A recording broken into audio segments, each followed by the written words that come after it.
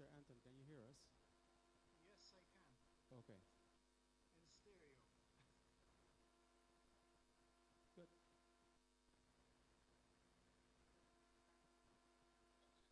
Yes.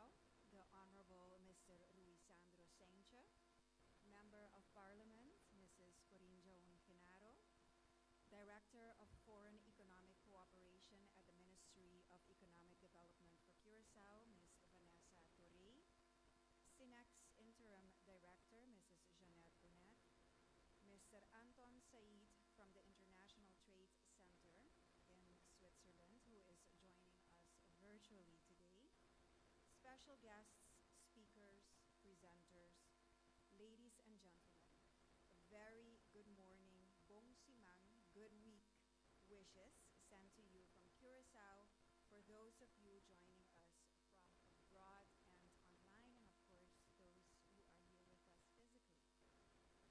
On behalf of the Ministry of Economic Development for Curaçao, welcome to the opening ceremony of the 6th edition of the Curaçao Export Week, formerly known as the National Export Awareness Week, for the first 3 editions.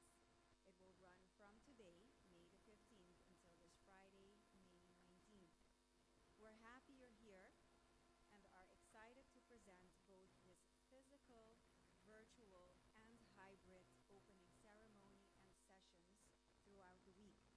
My name is Nicole Maduro, and it's an honor to serve as the MC and moderator for the 6th time as well, and in the beautiful auditorium of the Central Bank of Curaçao and St. Martin. The world developments of the past years have made everyone more creative and, I dare say, more productive where possible. Persevering through 5 straight editions of the Export Week, no matter the circumstances, is proof that determination to work together to make things happen for our island is possible. So cheers to you all for choosing to be a part of Curaçao's will to push economically forward despite the challenges put before you. The main objective of Curaçao Export Week is to promote and support the export of goods and services from Curaçao to international markets. The Curaçao Export Week is typically organized as a series of events, workshops, seminars, and networking opportunities designed to facilitate business opportunities for local exporters and provide them with the tools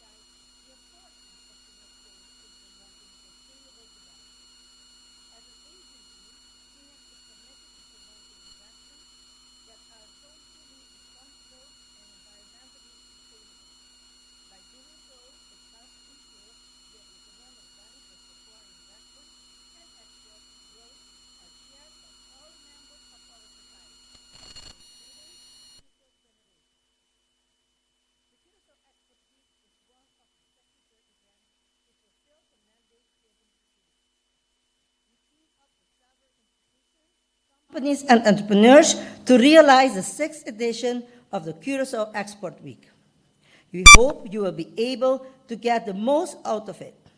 I take this opportunity to thank the CNEX and Mayo team, together with COLAB, that made this week program possible.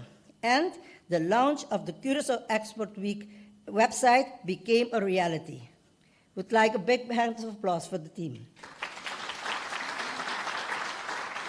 A special thanks goes to all presenters, panelists, moderators, and sponsors, and without your support, we could not have offered more than 40 sessions, both in person and virtually and hybrid, like they say nowadays.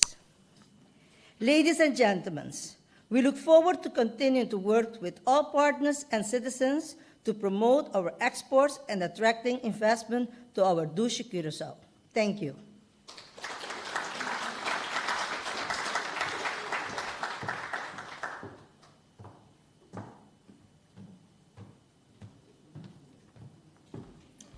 Thank you very much. And now, to officially open this year's event, please welcome Curaçao's Minister for Economic Development, the Honorable Mr. Ruisandro Saintia.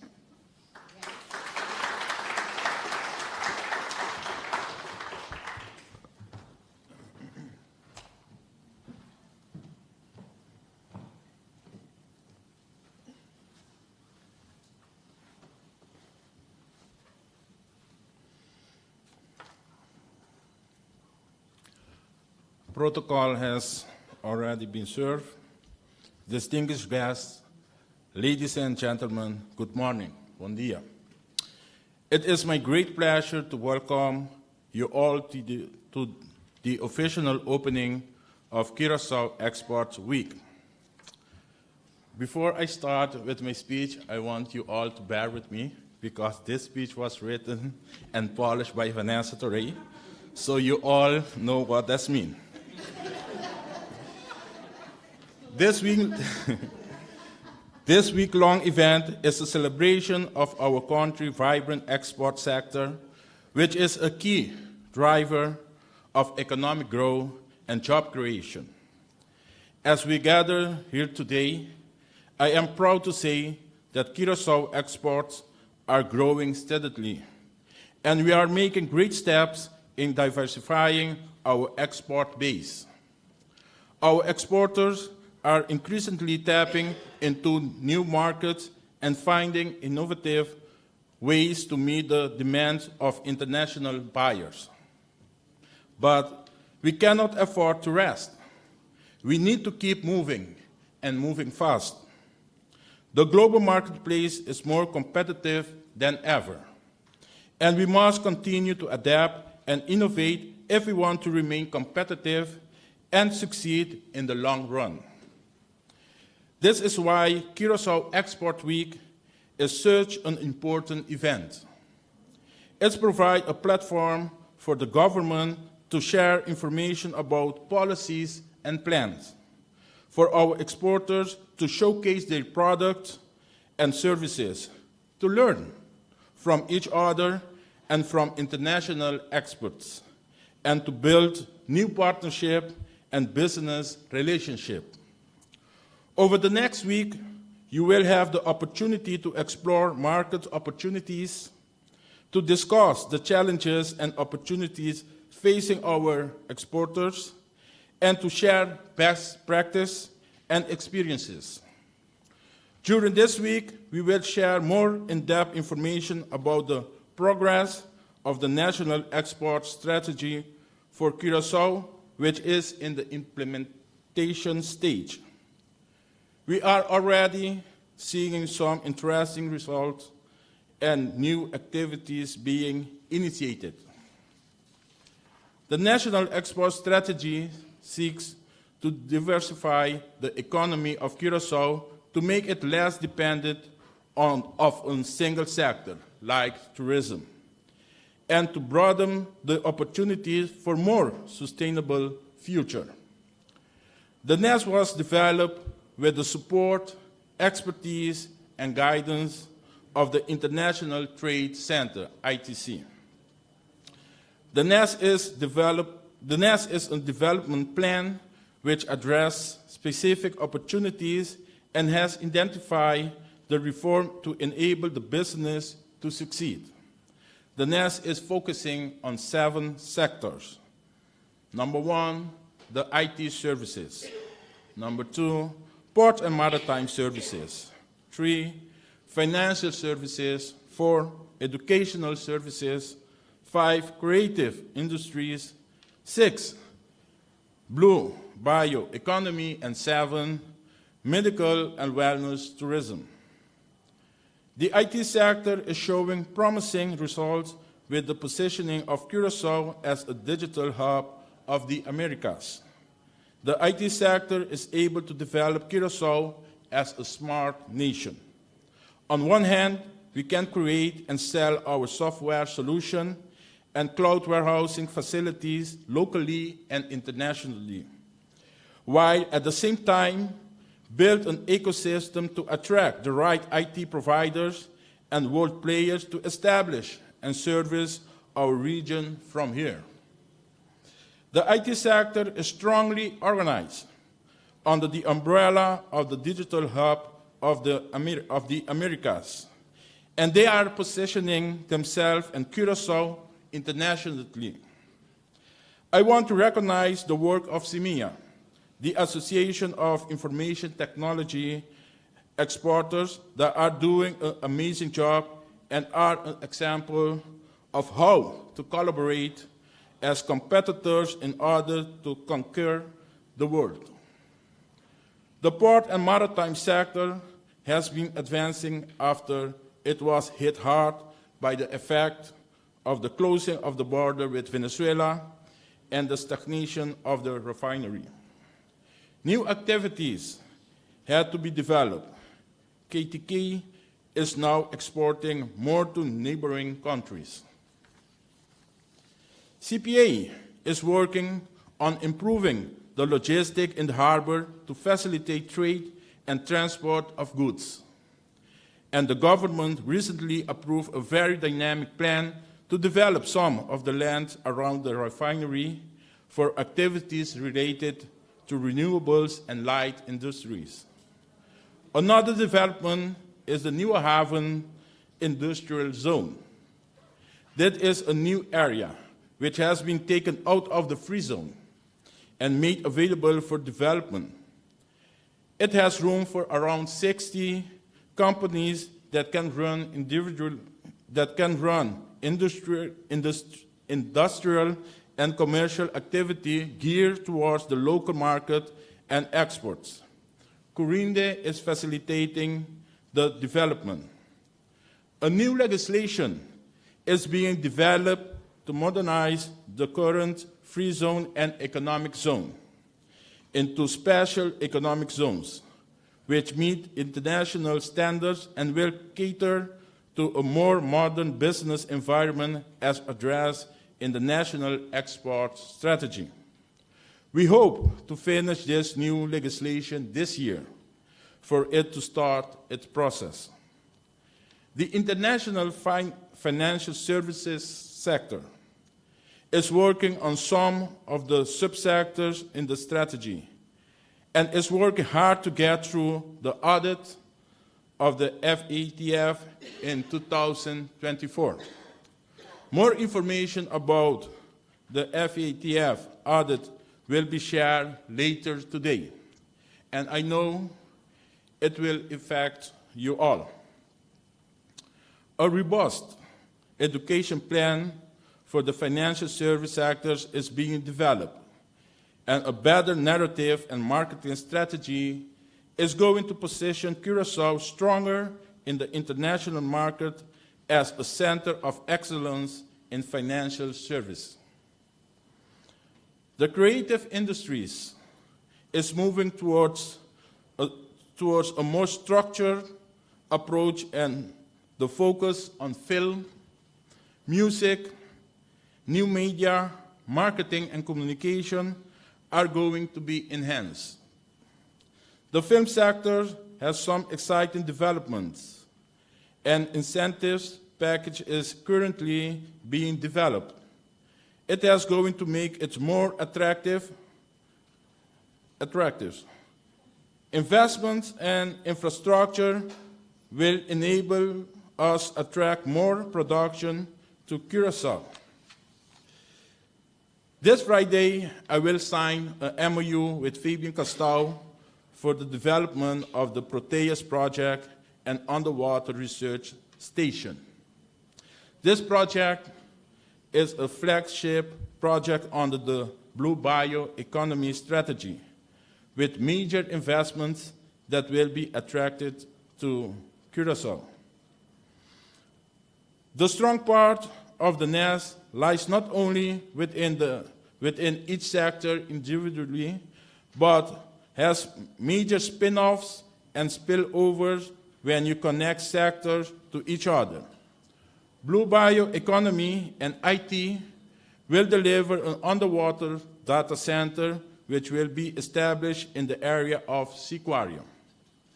This is a collaboration between Proteus Group and BlueNet. Financial services, when connected to IT, can bring fintech solution, which is currently taking our IT business to new markets.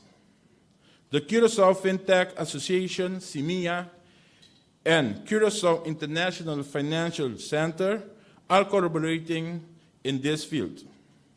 The educational strategy is catering to all 7 sectors, but also showing some interesting result in the form of more attention from international university to collaborate with local university, and also new university showing interest to establish themselves here to strengthen our ecosystem. We are extremely happy to have initiated a 7th strategy, which is the medical and wellness tourism export strategy. There is a huge opportunity to position Curaçao as a destination for medical and wellness tourism, an industry that is going to boost and diversify the tourism sector. Next to the progress of the nest, I am extremely proud the way the tourism sector is performing. It has generated 2.7 billion guilders for the economy in 2022, according to data shared recently with the public. Tourism is therefore the largest export sector so far. But as mentioned earlier, we cannot depend on tourism alone. It is a vulnerable sector, and we need to make it stronger and more diversified and more sustainable and greener, while at the same time working on other sectors to strengthen our economic base.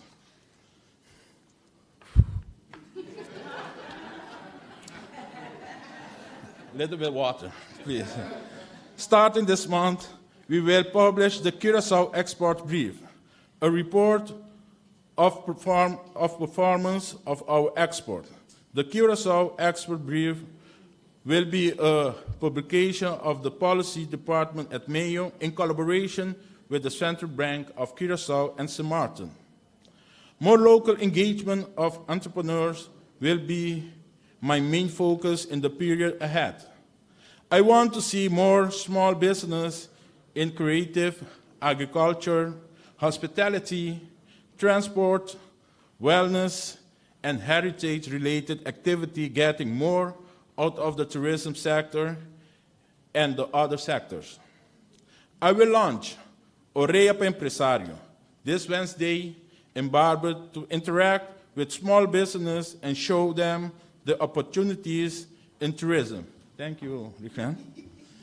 The next sector, and also inform them about the large projects.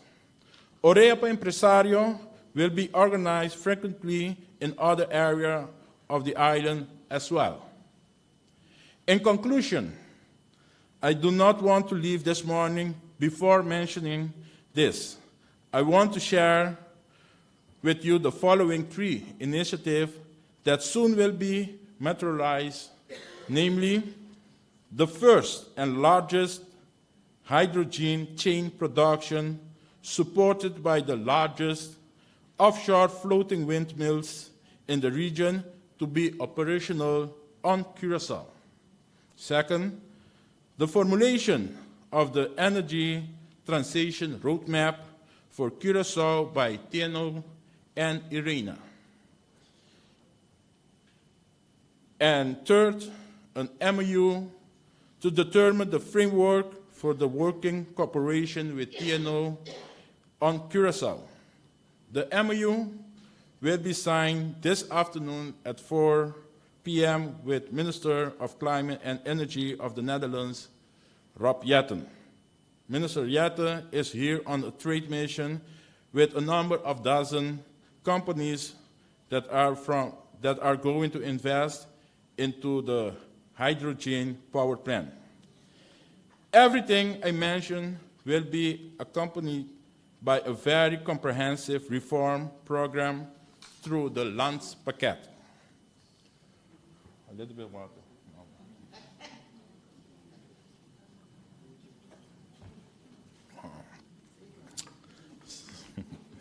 Bear with me. 2 more minutes. Tomorrow, Tuesday, we will be presenting our execution agenda and the progress made so far under the Landspakket. The execution agenda under the Landspakket that falls under my responsibility deals with elimination of red tape, lower the cost of doing business, and improvement of the business environment. Strengthening our institution and clustering some of the services will be of benefit of the whole process. All of this to realize the vision of the NES, a Curaçao where business succeeds. I would like to take this opportunity to extend my sincere gratitude to all of the organizers, sponsors, and partners who have made this event possible. Your hard work and partnership is essential and greatly appreciated. And I have no doubt that this week will be a resounding success. As we embark on this exciting journey together, let us remember that your success as exporters is not only important for our own economic prosperity, but also for the well-being of your communities and our country as a whole.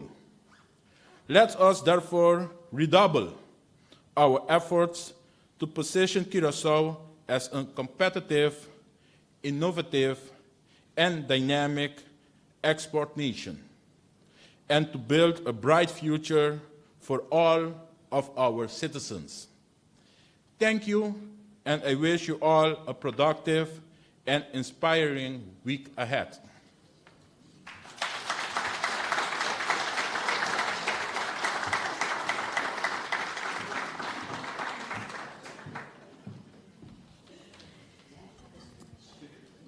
Well, I think what we should recognize, Minister Sainche, is that your speech was long because it detailed accomplishments for Curaçao under your leadership and also the guidance of Ms. Torre and her team and all the other organizations and government entities. So a round of applause for Curaçao this morning.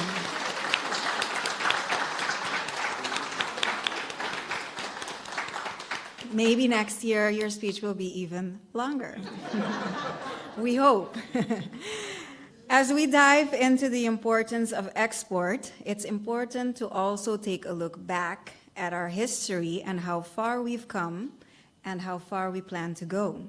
Presenting Curaçao's export evolution in the past decade, please welcome this morning as we continue with the program, Ines Silva Correa and Shekina Dare from the Central Bank of Curaçao and St. Martin. Ladies.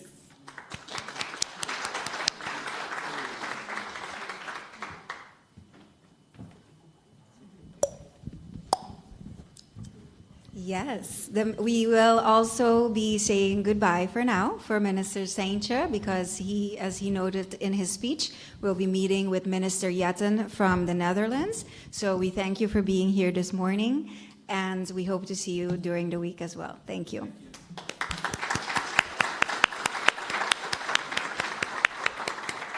And now please welcome Ines Silva Correa and Shekina Dare from the Central Bank of Curaçao and St. Martin. Thank you.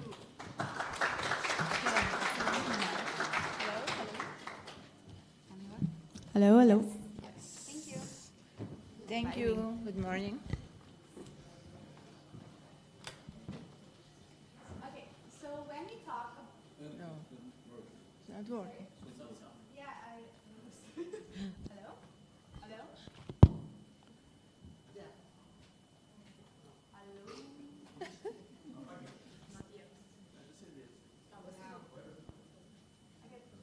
Oh, oh.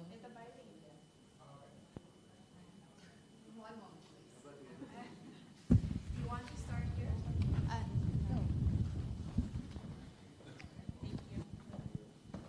Okay, so good morning again. When we talk about exports, it's very important to put it into context. Like, why do we even care about exports? Well, one important dimension is when we take a look at our balance of payments, specifically the current account balance. Here you can take an overview of 2012 up until now, 2022. Please note that all the figures that we are currently showing you for 2022 are draft figures, and they are going to be published in June together with our economic bulletin. So this is just for you to get an insight into what is coming, but there might be some minor changes once it is published. So what can we see here? The black line shows the current account balance.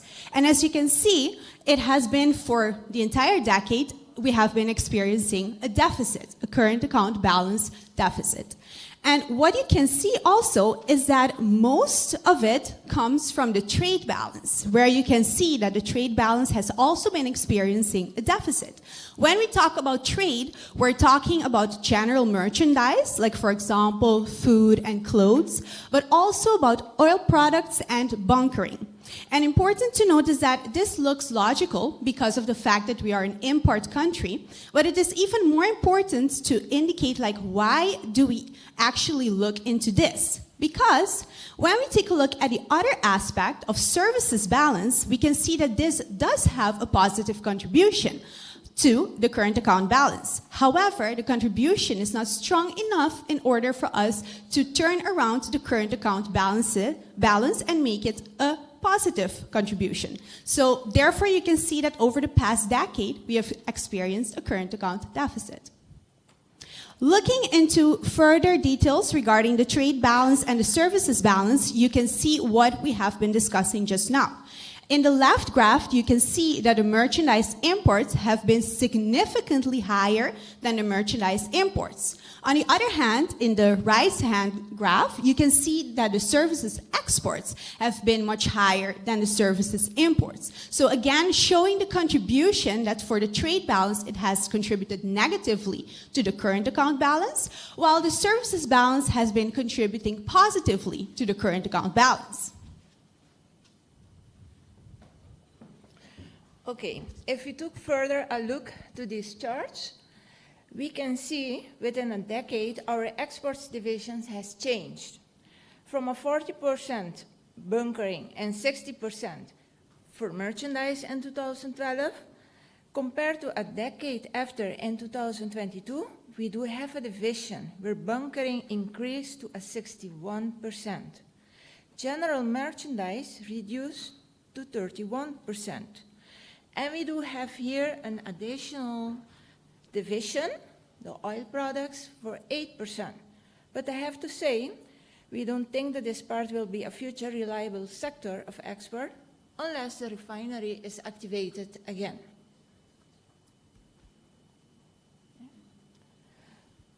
Further, in this sheet, we give an overview of the breakdown of general merchandise.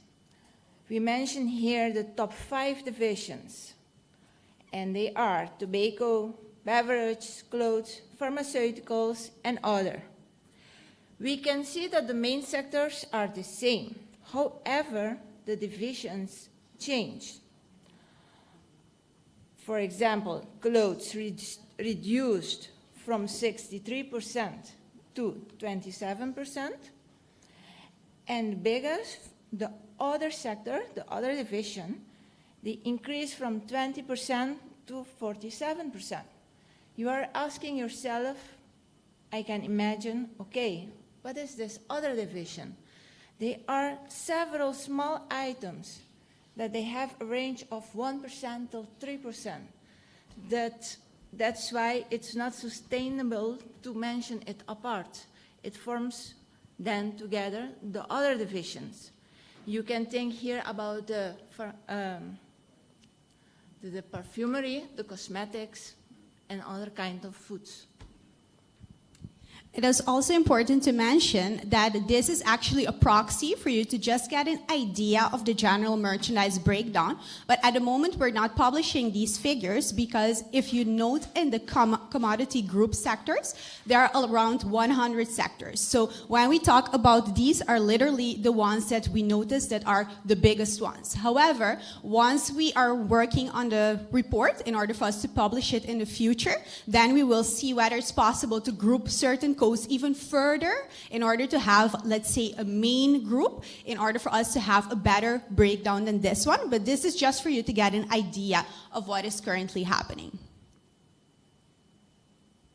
So if we take a look at the services exports breakdown, you can see that the figures confirm what the minister indicated earlier, where you can see that actually the breakdown is approximately similar over the past decade, with the only difference that the refining sector, of course, is not present anymore. And therefore, the tourism sector has also increased in order to absorb that part. So you can see that the tourism sector was 34% contribution in 2012, and now it has a 66% contribution in 2022. The other sectors, the only difference that you can also see is that transportation has dropped a little bit, but of course the tourism and transportation are approximately similar because it's also related to tourism. So let me take this opportunity also to promote our website. So we have updated and upgraded the statistics reporting page where you can see here. And the figures that we're discussing now regarding the balance of payments, you can find in the external sector statistics section. And we also have some banking sector information which you can find in the monetary and financial statistics section. So when you go home, or even if you're here, since there is Wi-Fi, you can visit our website, download the figures, and let us know if you have certain feedback, whether there is information that you're missing that you would like to see that we are currently not publishing, or whether what we are publishing you would like to see other things or maybe some changes. We sometimes receive phone calls or even emails with feedback that we receive, and we actually take those also into account. So please feel free to call us, email us, or contact us personally, and so that we can continue improving, because at the end of the day it's a work in progress, but at the same time it's a common effort. Okay, here you can see the balance of payments. In the previous sheet, if you clicked on the external data statistics, you will find the balance of payments. And this is compiled as a union, and we compile it also for the island of Curaçao and for the island of Sint Maarten apart. This balance of payments is compiled quarterly and also on a yearly basis.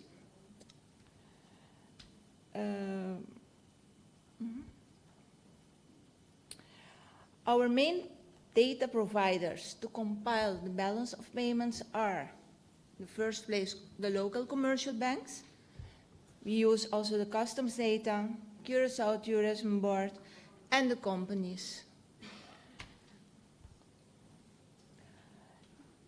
Since 2019, we do have a web-based system, which almost all our data providers can upload the data through our web portal. For example, here we can see a local commercial bank which loaded his data. on a monthly report. They report all transactions, payments between residents to non-residents, and vice versa.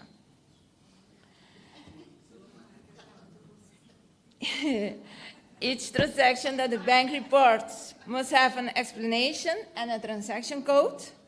The transaction code is a standard transaction code according to the IMF to be used according to the purpose of payment or receivable. The explanation imputed by the client is very important. Based on this explanation, the bank knows which transactions is proper to use, which transaction code, is proper to use, and also we from the central bank review of this is correctly used. We will start shortly with a campaign to bring awareness on the description that are given to the local commercial bank by doing an international transfer. So I will, from my side or from our side, we want to inform you, please, when you are doing a transaction through the local bank, please give a clear description what you are doing, the purpose of the transaction. Of when the local bank calls you for more information, don't get mad. It is on our behalf. Why? We want to publish a quality balance of payments, figures that you can rely on it. And the only way to have quality is if each of us do our also the best in giving a clear description. It is also important to mention that our digital system also does several quality checks. And when a bank, when they're uploading their information, or a company, when they're uploading their information, if something is incorrect or if something is missing, then they will receive feedback. And once this has been cleared and they have adjusted it, then it can be uploaded, which means, as you know, garbage in, garbage out. So therefore, we make sure that we don't get garbage in. So that's why it's very important that our system actually, in a digital way, already does those checks for us in order that when we receive the data, it's already in a format that we can use. And on this note, we would like to finish our presentation with the following quote, which I think matches very well with what my colleague said. Quality, at the end of the day, is everyone's responsibility, because it doesn't only count for you, but also for us when we're doing transactions abroad. We also need to provide clear explanations. Otherwise, when we're doing our analysis, we won't know what the economic story is behind, because only figures don't mean anything. You need a story behind those figures in order for it to matter. So thank you for your attention.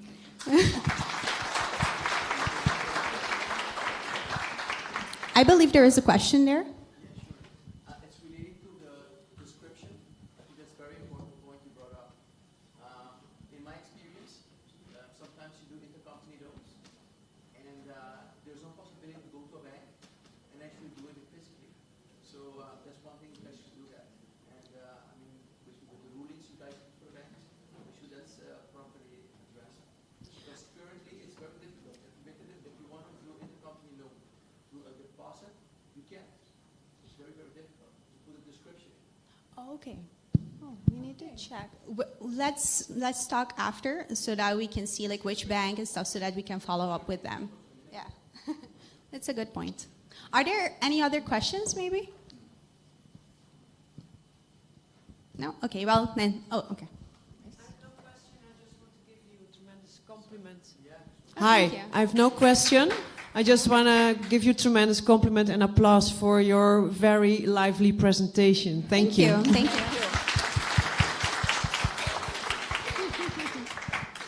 Well, thank you. Thank you, ladies. Thank you. Indeed, that's the first thing I told Vanessa sitting up front. I said, oh, this is a very lively and good presentation, especially when it has to do with numbers, right? So thank you so much, ladies, for this amazing presentation, Ms. Correa and also Ms. Dare. Anton Said joined the International Trade Center, the ITC, in 2003 and is head of trade development strategy. He has been engaged in the area of trade promotion and trade development at both the national and international levels for over 20 years.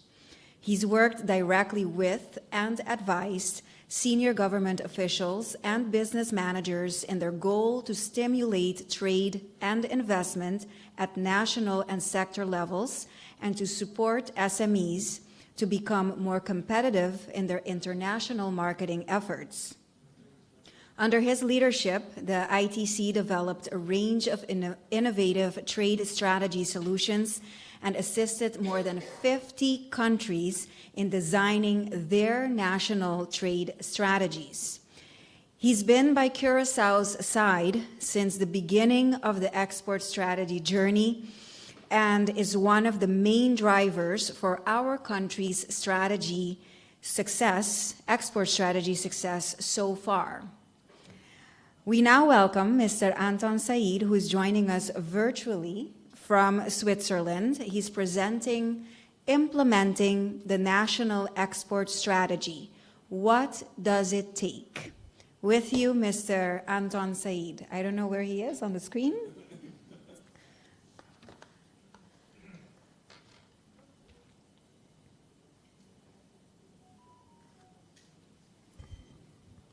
Good afternoon, good morning, I should say. Yes, we hear you, Anton, Okay, but we don't excellent. see you yet. Well, I cannot do anything about No, that. no, no. Oh, I see you. Oh, there you are. Welcome. Please welcome Mr. Said all the way from Switzerland. Hi. I think you're in Switzerland, right? I am indeed. Yes, because he might be traveling. He's in Geneva. Go ahead. The stage is yours. Thank you very much, Nicole. And you have already observed protocol, so I'll just say, distinguished guests, ladies and gentlemen, good morning to you all. I am, of course, delighted to be participating in this sixth edition of the Curaçao Export Week, even though from a distance. But it is good to be among familiar faces, colleagues, and friends. And I thank Mayo for once again giving me the opportunity to share some thoughts with you. I am honored to say that I have indeed participated in all of the editions of the Curaçao Export Week so far, since the very first one in 2018. And in these 5 years, I've had the opportunity to meet with so many of you, some 300 in person. I've delivered numerous speeches and presentations, participated in many different events, given a host of interviews, not least to Nicole there on her excellent morning show, Moro Bon Dia. And the truth be told, I've pretty much touched upon all the important aspects of trade competitiveness, of export strategy, and indeed implementation. Suffice it to say that I've already been amongst you in Curaçao twice this year. So when I accepted this invitation to participate in the Curaçao Export Week again, I fretted a little bit on how I could come up with something that is fresh and that is meaningful. And in the end, I figured that possibly the most useful thing that I could do is to stress upon the three key messages to the three key stakeholder groups who collectively are the enablers of economic development. So forgive me if I don't stick exactly to the title in the program, but I hope that you find this interesting. Before doing that, though, I thought it would be good to take stock of things and see what some of the achievements have been during these past 5 years and highlight some of the key thrusts of what must continue to be done. So you've heard the minister giving us all an update of what is happening in each of the sectors, and I think that this is quite impressive. But there are also other achievements that are perhaps not immediately visible, and I'll touch briefly on some of these. And the first achievement must surely be in awareness creation. I believe that there is more awareness today about the importance of exports to employment generation, say to wealth creation, to raising the standards of living, than there was 5 years ago in Curaçao. Even if we look at the evolution of this event, you heard Nicole say earlier that it started out as being the Curaçao Export Awareness Week. Now it is the Curaçao Export Week, because as somebody observed, there is awareness now. Today, the focus of the event is more about upgrading knowledge and skills and fostering more intelligent enterprises, institutions, and policy makers. Now, the importance of such awareness creation is not to be underestimated, because without awareness, without an understanding of what needs to be done, of what the opportunities are, then it is unlikely that the right deliberate actions could be successfully undertaken. And therefore, efforts to create further awareness amongst the diverse segments of society must continue. This is a key step in the economic transformation of Curaçao. And most notably, such awareness creation must be directed at the younger generation, at students who are tomorrow's business managers, administrators, and policymakers. A second achievement relates to a shared understanding that the opportunities for Curaçao are considerable, and that they go beyond the traditional sectors that the country has operated in. Our terms of reference at ITC, at the very start of this initiative, revolved around a strategy aimed at diversifying the Curaçaoan economy, to reduce its vulnerabilities, and to fill gaps that other sectors left behind. You all know what the loss in competitiveness in the financial service sector meant for the economy, the closure of the refinery, the impact of COVID on tourism earnings.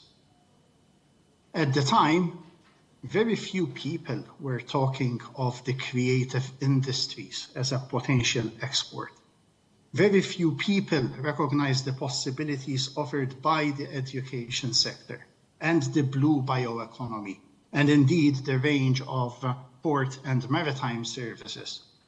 And while many understood the potential of sectors such as IT and financial services, I feel that there is a reinvigoration of engagement, a renewed determination, and a new scope for transforming these sectors into pillars of the economy.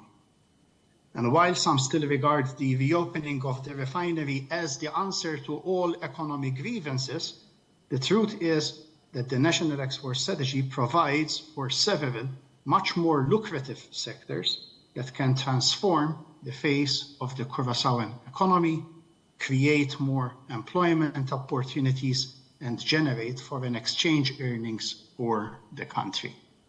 So these kinds of results are not often attributable or even visible, but they matter nonetheless, because such positive energy begets more positive energy, more confidence, more entrepreneurship, more investment. And ultimately, this is how sectors grow. This is how economies are transformed. And this is how wealth is created.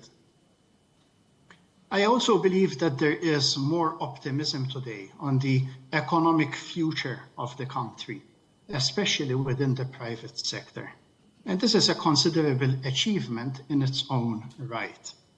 I remember when I first visited Curaçao back in 2018, there was a bit of a sense of fatigue, frustration even. Here we go again, another strategy. And for what? We have strategies, I was told, but they are never implemented. And I say now what I said then, that I have no desire to produce more paper. Like you, I am interested in action. So what is different today? What has changed? I think that one of the big differences is that now we have a private sector with a purpose. Enterprises and representatives of enterprises have a roadmap that shows them step by step what needs to be done in order to become more competitive. by upgrading their product or service offer, by being able to operate better within the business environment that they are in, and being better able to enter markets. It is a roadmap that they themselves came up with our guidance. So they know that this roadmap is not some pipe dream. It is relevant and it is realistic. And there is a realization that while some things must be done for them, like having a conducive business environment, there is much that they can do themselves. And the good news is they are doing it. At least some of them are. A couple of months ago, when I was visiting, I was delighted to be told that we are not waiting for anybody. We are moving ahead with or without anyone else. And just today, one of my colleagues was contacted by an enterprising Curaçaoan who said that participation in one of our consultations triggered new ideas for business growth and diversification. Ideas that she is now determined to pursue independently of what else is done in the sector. So we have seen enterprise managers sit together in constructive undertakings to work out what can help their sector to grow, because they know, they understand that if the sector grows, then their business grows. And this shows a sign of economic maturity. And it is not only the private sector who's doing it. One minister, other than the Minister of Economic Development, told me pretty much the same thing 2 months ago. And he added, this ministry is going to lead the others to become the reference of how ministries should get things done. So the National Export Strategy is being implemented. At least parts of it are, although perhaps not yet in the coordinated fashion that one would hope for. And talking of implementation, there is lots to be happy about. The momentum this past couple of months has been most encouraging, led by MEO with the help of SOAB and in collaboration with all other ministries and agencies. The NES has been costed with a view to having its implementation activities formally included as from next year's national budget. And this is very positive, not only because funding will be available for implementation, but because implementation can take place in a more structured and coordinated manner, thereby generating even more and better results, because it can be more easily monitored, because results can indeed be better measured.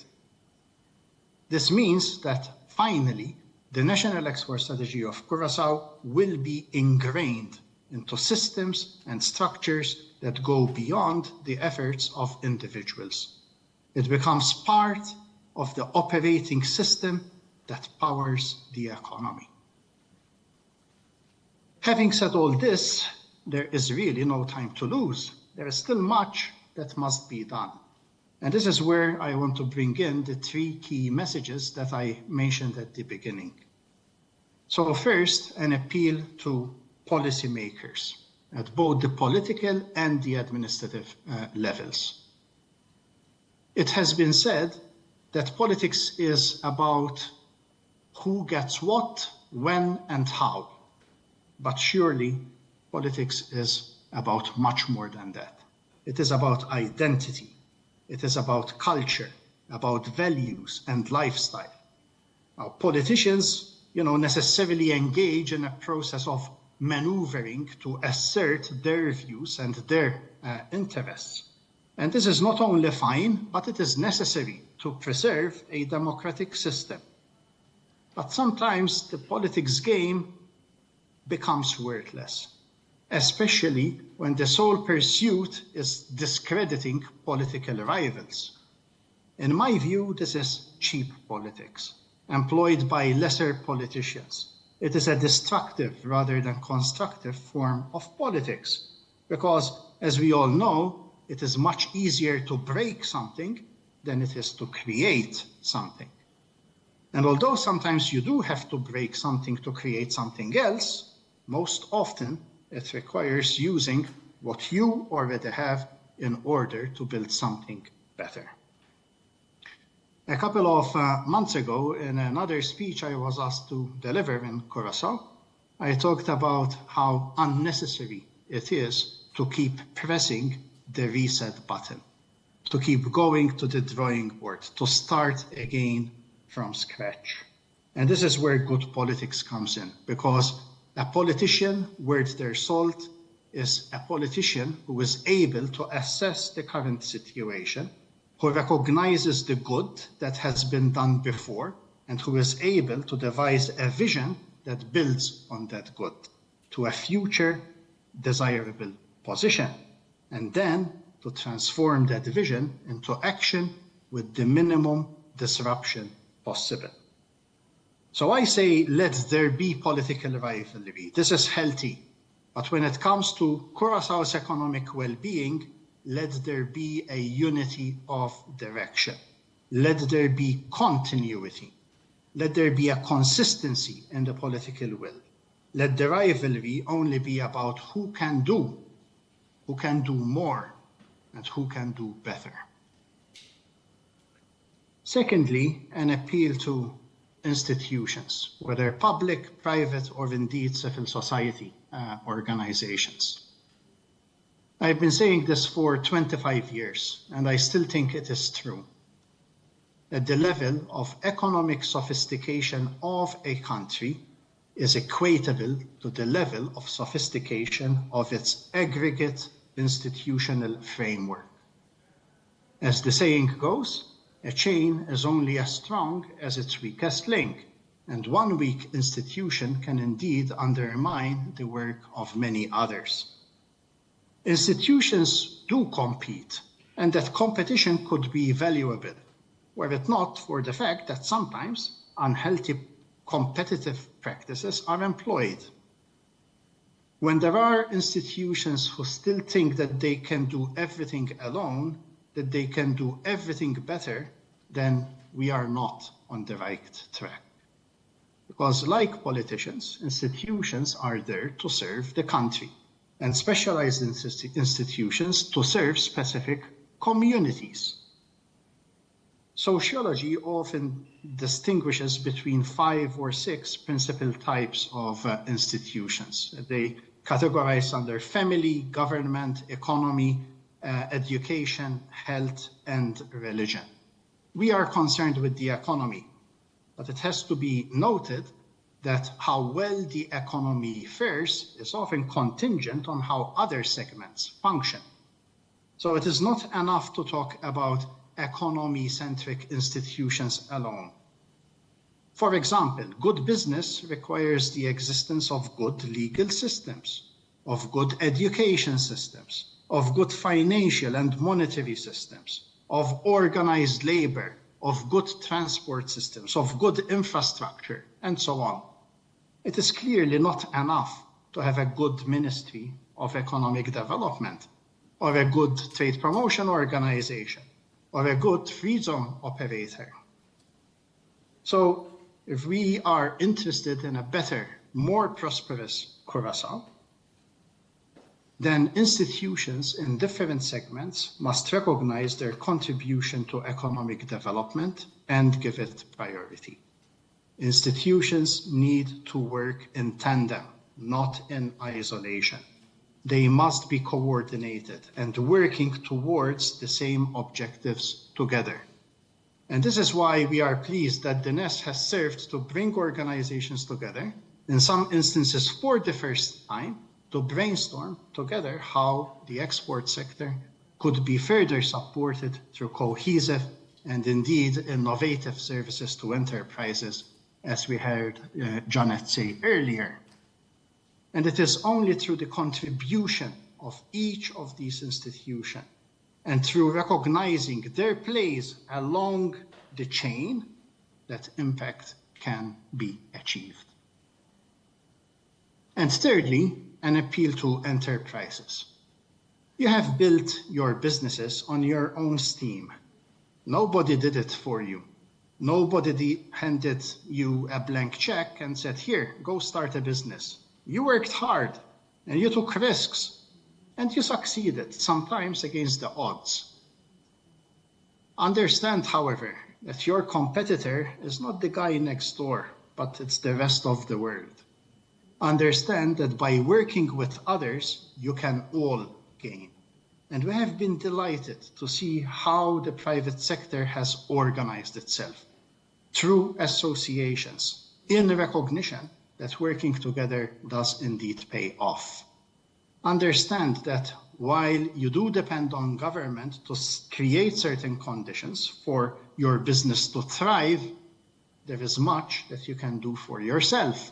And just waiting for optimal conditions to be in place is just not going to cut it, because you know the conditions will never be optimal. There is always something else that we need, that we want to see done, that we want to have in place. So keep your sights on what can be done now, because if you can make it work today, it will be much easier down the line and more successful when conditions do catch up. This entrepreneurial spirit must prevail, and it must be nurtured, this reinvigoration that I spoke about earlier.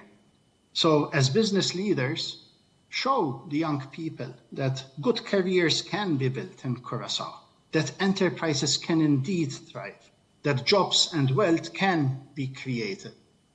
They are the future motor of the Curaçaoan economy, and they are there today. Innovation and internationalization must continue, not only here in this conference as a subject of discussion, but in practice every day. So to all, I say, be the architects of your country's economic plans, and be the builders who transform those plans into tangible or concrete, since we're talking about construction, results. What it takes is leadership, and it is needed at the political, at the institutional, and the enterprise levels alike. So where to now? As ITC, our remaining engagements in Curaçao will continue to concentrate on implementation management of the NES. And as you heard, we are also delivering a seventh sector strategy, and we hope to be finalizing the medical and wellness tourism strategy in the next couple of months. And what about you? I think your efforts must also revolve around the implementation of the NES. We need to see results and to translate those results into jobs and earnings. But be aware that the pursuit of economic development does not stop because we have a strategy now and that we are implementing. It is a continuous endeavor if you want to get ahead of the curve. So here's a thought. I say that now is also the time to start planning for the next phase of economic growth and further diversification.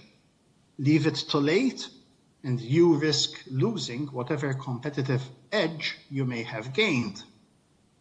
Curaçao needs to have a system and a structure in place to ensure that it continues to have a relevant strategy that responds to current needs and opportunities. Much has remained the same, but much has also changed in the world since December 2021, when we finalized the design of this first national export strategy of Curaçao. I therefore think it makes sense for the country to continue to devise strategies for other existing and new sectors. And this way, the country will secure a virtuous cycle of strategizing and implementation, continuously building on its achievements. So what are some of these other sectors? Well, the minister mentioned tourism, the tourism sector, a tourism sector that is stronger and more diversified. So first, I would say a national level strategy for tourism that focuses indeed on the development of specific subsectors. There are other tourism segments that can be developed or further consolidated, especially, as was mentioned, if linked with the National Export Strategy. And this includes MICE tourism, for example, education tourism, sustainable blue tourism. But there also needs to be a master strategic framework for tourism, which is more than a marketing strategy, but that focuses on building supply capacities, on product development, on skills development, and ensuring a conducive environment for value-added tourism and investment to thrive. There are opportunities in light manufacturing, both for existing industries, and I've had the opportunity of visiting a number of manufacturers over these past few years, as well as for new ones, such as in the area of biopharmaceuticals. There are opportunities in agriculture, and notably in vertical food farming, where Curaçao could indeed be competitive, supplying not only the domestic market, but also regional ones. And not to mention the cruise ships that visit Curaçao every week. Selling to them is also an export, a means of increasing foreign exchange earnings. And of course, the existing sectors in the NES must continue to be upgraded as the industries mature, as new developments, both in Curaçao and in the rest of the world, continue to evolve, apart from the fact that there are new subsectors to drill on in each of these six main sectors of the National Export Strategy. And it is you, the people that I have been interacting with, that I've spoken to, that see this potential. So focus on the implementation, absolutely and without doubt, but also continue to strategize as well, so that things continue to happen by design. Okay, a long time ago, somebody told me, Anton, aspire to inspire before you expire. And I hope in this vein that you have found this intervention at least a bit inspiring. I have nothing left to say but to thank Mayo for this opportunity. Thank you all for listening. 5 years ago, I ended my first speech in Curaçao at the first National Export Awareness Week with the words, "Let's get started." Today, I end it with, "Let's keep going." Thank you.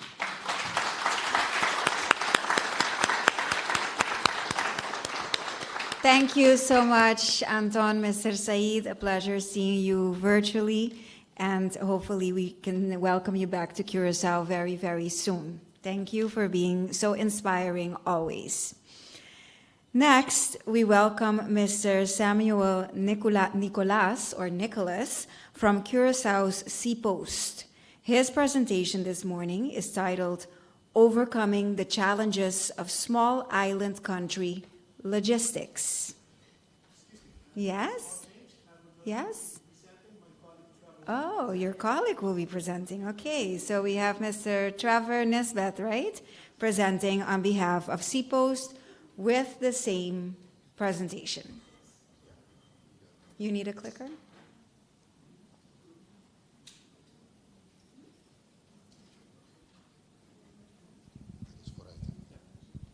Good morning.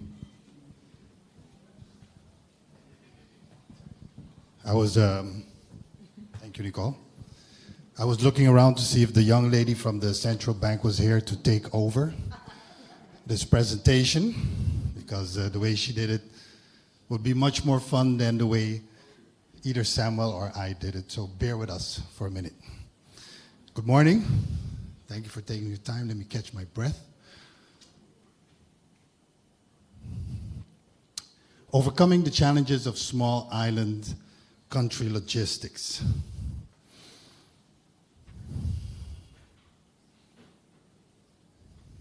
Of course, the speakers. The introduction. This is the old post office, and I'm sure there's nobody inside this room that has been around before the post office started, right? That's a fact. If so, please raise your hand. I see you.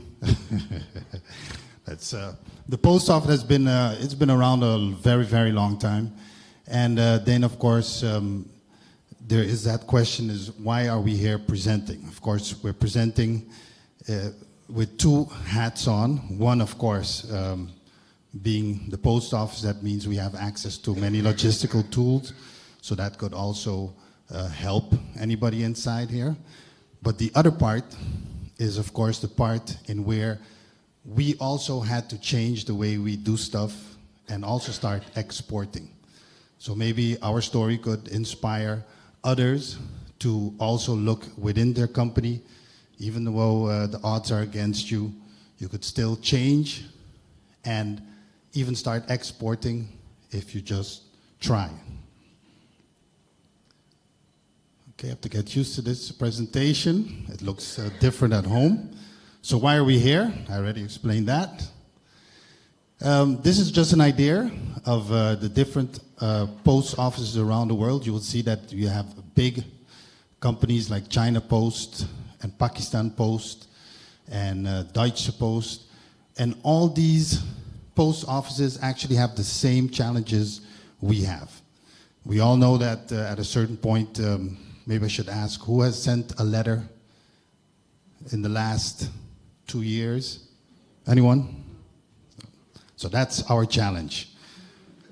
We have to deliver something that is not being sent. But so do these companies. So and they're still around, so that means we could also be around, but we're a small island. So the decline in postal mail volumes, and of course the raising costs of labor and line haul.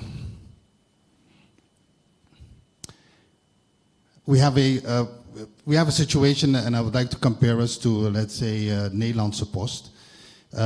They're also feeling a decline in postal volumes, but with this whole digital change that we have seen, you will see that the market, the letter is being replaced by packages. So in Holland, I don't know if you guys read that article a few days ago. In Holland, there are just as many web shops as brick and mortar shops at this point. So that means that the postman that normally brings the letter now brings the package. Perfect. So Holland is thriving, packages are up, and we're happy for Holland. But the little challenge we have on a small island is web shops are practically non-existent for local markets, except when it's COVID. Then everybody wants delivery. We get calls every day for deliveries. But as soon as the market opens up again, everybody goes out and picks up their own charger at their local store. They're not going to pay a fee to have it delivered. And they're like, okay, I have to be there tomorrow, so let me just pass by and pick it up myself. So that is our little challenge, because we have also have the decline in normal postal volumes and nothing to replace it. So we have to replace it with other services. Change was required. It's inevitable. We went from a traditional postal service to a full-fledged logistics company. Of course, these factors is a nice screen.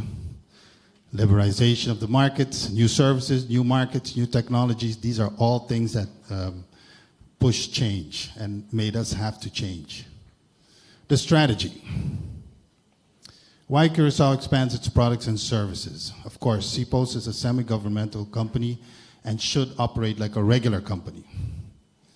In the last 8 years, CPost lost 10 million mail pieces, and just assume that one mail piece is $1. And in 2021, we did $10 million less than 8 years ago. So you can imagine. I see some eyes looking at their phones. They're probably on the calculator, calculating our loss. Why Curaçao expands its products and services? In order to stay relevant and serve the community, because that is, of course, our main objective. Protect the work for our 170 employees, and of course, accumulate unsustainable losses. We must introduce additional products and services. Where is this new business? Other non-postal logistics and other over-the-counter products. We have the infrastructure, we have the buildings, we have the staff. Why not sell road tax? That's an example. That's not a postal service, but it is a service that serves the community. And yeah, we have the counter, so you can still come and pay it in cash if you would like to pay in cash.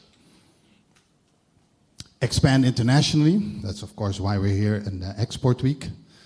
And, of course, with everything digital taking over the world, that means we have to look at IT as a profit center as well. And this is the part where I'm actually very proud of, the innovations throughout the years. The community mailboxes, you can love it or hate it, but it's something that we had to do. Of course, everybody knows what it is. Those are the centralized mailboxes. You have to imagine that we have to deliver mail. That's the concession we have. But there's less mail to be delivered, but every day we see more houses being added. Correct? I mean, construction, maybe we should start a construction company, but construction is booming. To do this, we have to change the legal framework to make it legal to have community mailboxes. We plan and pilot. We have to work together with the other governmental companies because of course we need a place to put it. So we have to work with VVRP and create these local areas where we can place these mailboxes. And of course, execute result once finished, sorry. You can imagine that if normally one postal delivery person has to go to 40 houses, he has to understand where every house is. And it will take more time. Of course, you have more gas, your car, the times, the hours, the flat tires, etc., etc. Now, we could send that one person to one specific area, and he will put in the letters into the mailboxes. That makes us much more efficient because the speed of delivery is much higher. And you have to imagine that tomorrow, if that certain postal worker is ill and we need help from somebody else, anybody can start the next day and just do it. And for the community, thinking as in a client-centric way, we actually used technology to implement a kind of scanner in those community mailboxes so that every time the mailman delivers a piece, he scans it, and then you will receive an email saying that you have got mail. So that means you don't have to go to your community mailbox every day. It's something quite cool. We also do it for the PO boxes. Cross-border e-commerce, 20% of our population actually has an account with us. What is a cross-border e-commerce? Everybody knows us as Punto Mio, of course, Euromio. For those who don't know it, that's a service that we offer. If you would like to buy stuff outside of Curaçao and bring it to Curaçao, then you can send it to your mailbox in Miami, and we fly it in on daily flights. It is our second largest income stream after the mail, and it's expanding because we offer this service in Aruba, St. Martin, Saba, Statia, Bonaire. Hey, I think I had all of them. Air and ocean cargo. Of course, 99% of our islands' needs have to be imported. This is our third largest income stream, and we're expanding into other lanes and other opportunities. Seapost cargo, of course, that's our contribution to the export market. We established in 2011 as OC Cargo, and now we are a full-fledged logistic company doing FCL, LCL warehousing, fulfillment, ocean and air freight, custom clearance and delivery. And just to make sure, please do not forget, we also offer export services from the small package to the big package as well. If you want it slow or fast, you can call us. Our partners, you know the saying that they say that, let me see who your friends are and then I know who you are? These are our partners. I see some names that you also recognize. So that also says something about our reach and our success, if I can say it that way. IT is a profit center. We, of course, your company, you have, back in the day, we had 200 employees. We had a lot of services. We had 27 different services. All came with their own management tools. And all these fees you're paying to these companies, we're like, okay, but why don't we save some money and try and develop these tools ourselves? So we started creating our own POS system based on international standards. We're like, okay, we like this, we want this. We partnered up with a company outside of Curaçao, and we created platforms for all our services. So now we can actually manage our services even much better. And it is all because of financial needs, because of course there was less income. So you look at where can we save money. As I've said, every product or platform is now more customer-centric, and it reduces our operation costs. And now we're expanding outside the postal sector to generate recurring income streams. This is an example of a queuematic, a queuing system.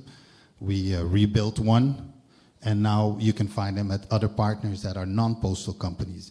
So that is a way that we started, you know, exporting, you can say, our products, and IT became a profit center. The retail process, one of the first companies to build our self-service kiosks. Everybody remembers back in the day when you had to go to the post office. It took you 45 minutes to get your package because you had to wait in line. Then you had to go to the counter. Then you had to give your ticket. Then the person has to go to the back, say hello to the colleagues, look for your package, come back, tell you, oh, it's not ready yet, and then you have to wait. And everybody knows those stories. That has changed since we implemented our self-service kiosk. You're in and out in 3 to 5 minutes, and that actually helped us regain our customers back, because now we become more efficient. We can open longer, we need less personnel, and now the self-service kiosk is actually used for other services as well. The automated queuematic, the queuing system, everything now is API ready. And we are hosting we're hosting third-party application integrations. And then we're talking about, for example, in our self-service kiosk in St. Martin, anybody can go up there, pay their TLM bill. So you go to the self-service kiosk, you put in your phone number, information is exchanged. Oh, you owe us $20, and you just pay and go your way. So that was also export, because we exported that outside of Curaçao, and actually we're now we just signed for another, let's say, big company to start doing this for them as well, and they're talking about putting over 5,000 kiosks in the region. Okay. This is the self-service kiosk from back to end, front end to back end. I think it's self-explanatory. We built a customer portal. Why is this important? You have 15 services. A client has, let's say, 4 to 5 services at the same time, but every time he has to log into another platform for that to get to his services. So we took all those platforms after we built them, and we built what we call a common login, where they have only one login and they can see all the services that they are using with us. So from From your Punto Mios to your payments to your PO box, you can all find it in one. Of course, the next step after this is the app, because once we have it online, we now, just last week, launched our C-Post app, where now you have it just in your phone. E-commerce solutions, also another reason why we're here. During COVID, we introduced Curemade.com, which is a online portal where we sell Chi-Chi's and Nena Sanchez art and other local arts. Why? Because we saw tourists weren't coming anymore. These people had their stock, and we figured out, we have the infrastructure, let's open it up and let's sell. So somebody buys from the web, we get the notification, we pick it up at the seller, we repackage it, reweigh it, and we make sure we use one of our products to get it to the to the customer. Of course, with the web shop, because we do still produce stamps, yes. And once I was like, okay, I remember I just started working there, and we had the 150-year commemoration of Gandhi. And at a certain point, our CEO came, look at this, 800 stamps, an order of 800 stamps from a city somewhere in India. Just imagine, did we advertise in India? No. Did we have banners up in India? No. How did we reach this person? Organically, but we sold and we delivered. And believe it or not, there's still people that actually save stamps, collect stamps. That's the word I was looking for. And yeah, we have the payment gateways, so people can pay with PayPal, Ideal, credit cards, debit cards.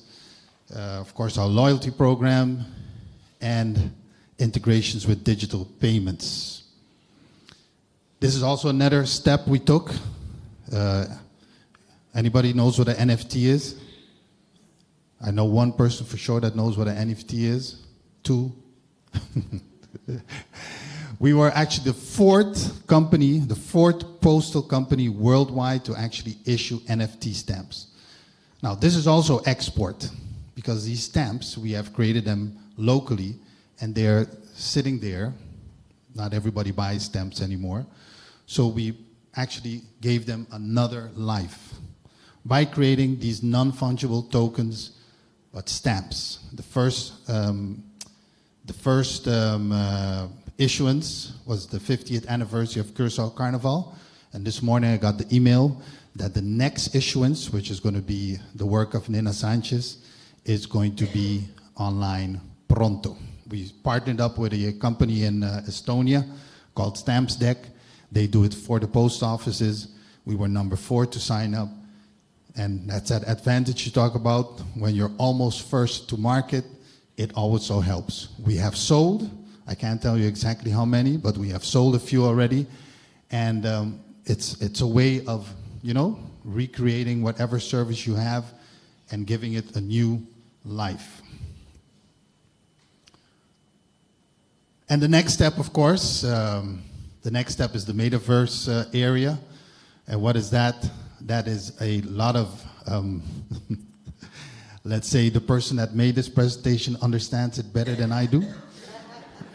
But it is, everybody knows that they're creating a metaverse, and we are actually signing up to become a post office within that metaverse.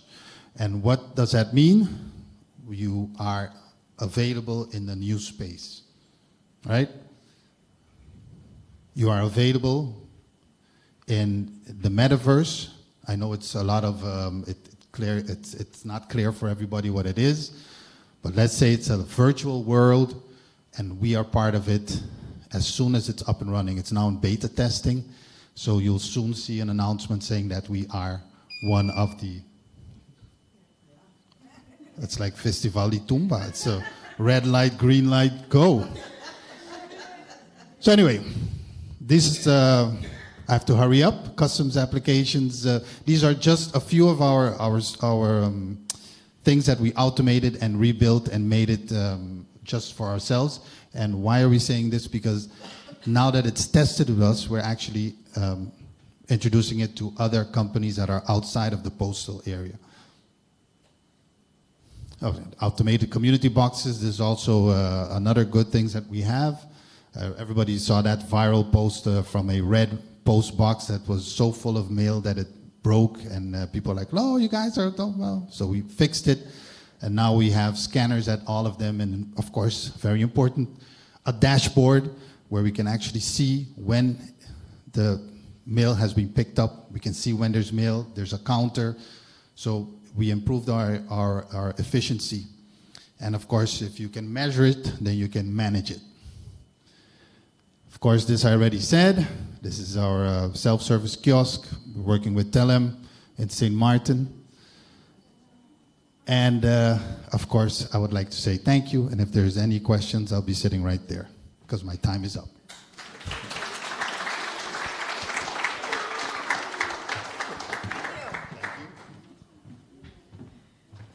Wow, I think everybody is amazed with what the C-Post is doing.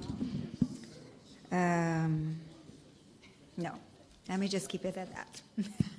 I was going to say you should, be in contact with the media more often so that the community knows what you're doing, Like, wow. Yes, you made an impression. All right, next up, Miss, this is getting better and better. Did you notice? Yeah, this is an awesome first day of the Export Week. Ms. Tamira La Cruz is the president of BPM Business Platform for Sustainability, and she's the owner of Markstra Caribbean. She's presenting Defining and Embracing Sustainability in and for International Markets, Business Platform for Sustainability. Yes? Okay. Please welcome Ms. Tamira La Cruz. And let me say, she will be joined after her presentation by Sharala Riedel. They're also doing a small presentation, a panel. So you'll be able to ask questions. This is after her presentation. Welcome. Go ahead. Yeah. Thank you. Go back. Yeah. Ladies and gentlemen, good morning. Bon dia. It's a pleasure to be here. I know we are, no, it's 10:30, so there's a little bit of time. Before we even start, I'd like to thank the Ministry of Economic Development and CNEX for inviting us to present here. This started a little bit as a collaboration that we started with Mayo maybe 6 months ago, or maybe a year ago, and also with CNEX recently, because many people have mentioned partnerships, so that is what we're all about. So Nicole already said, my name is Tamira La Cruz. I'm the president of the Business Platform for Sustainability. I'm also the owner of Markstra Caribbean. We are economic development consultants, and we work with several multilateral agencies in the region. And quite recently, I also became program manager at Mayo, and that's because of red tape and the ease of doing, cost of doing business. So that is my most recent job. Many people have mentioned sustainability today, and we'd like to delve a little bit deeper, give some examples of what makes a company sustainable. Oh, could I have a thing? Where is it? Yeah. Yeah, thank you. Which one is it? This one. Which one should I? What do you know?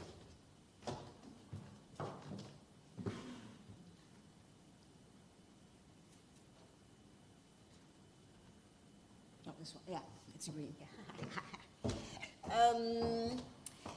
First thing I will do is I'll say a little bit about what the Business Platform for Sustainability does and is. Then, why is sustainability important in companies that operate in international markets? Then, we're going to talk about whether or not your company is operating in international markets. Some of you work in an international market, but you might not even realize. And then we give some tips on how to improve your company's sustainability. And then we will speak to Sharara, reader of Made in Curaçao, a case, what they're doing about sustainability.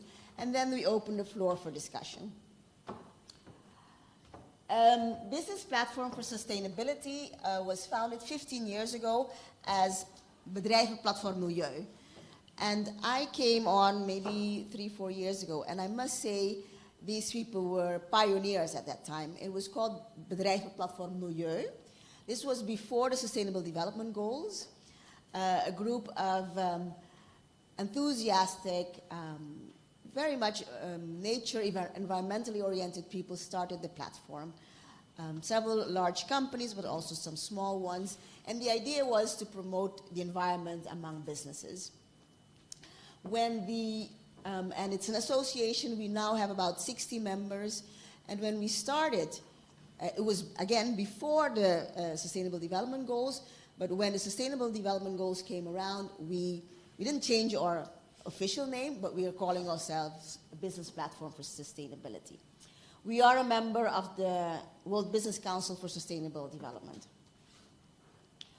These are the Sustainable Development Goals. As you know, we are focusing a lot on good jobs, economic growth, renewable energy, which is 7, climate action, life below water and land, and of course partnerships. Our areas of attention, we've chosen 5. One of them is resource efficiency.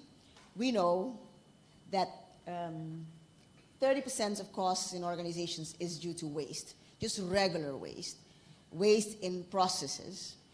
And you can imagine if you waste food, which happens a lot in restaurants, you've wasted a part of nature because you're producing more food, using more resources that you need. So we know that.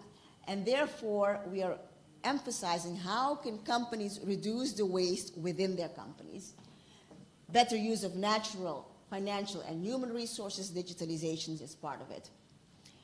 Climate action, many of us think about that when we talk about sustainability.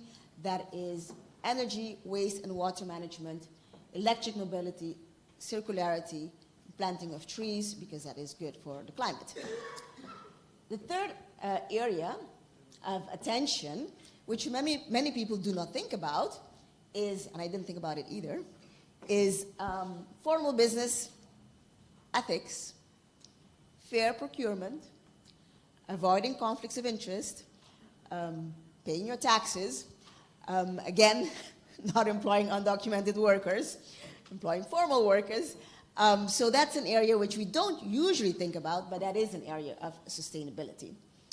The fourth one is social. Someone mentioned this morning, social sustainability. I don't remember who did. Providing a healthy work environment, work-life balance, diversity, equity, inclusion, general health, good corporate citizenship, and we didn't mention it before, training and education for your workers so that they can improve their careers and get a better standard of living. And the fifth one, of course, the Sustainable Development Goals, where we really focus on buy local and food security. Someone mentioned agriculture this morning. Life on the water, life on land, heritage as in UNESCO World Heritage, life on the water as in our corals.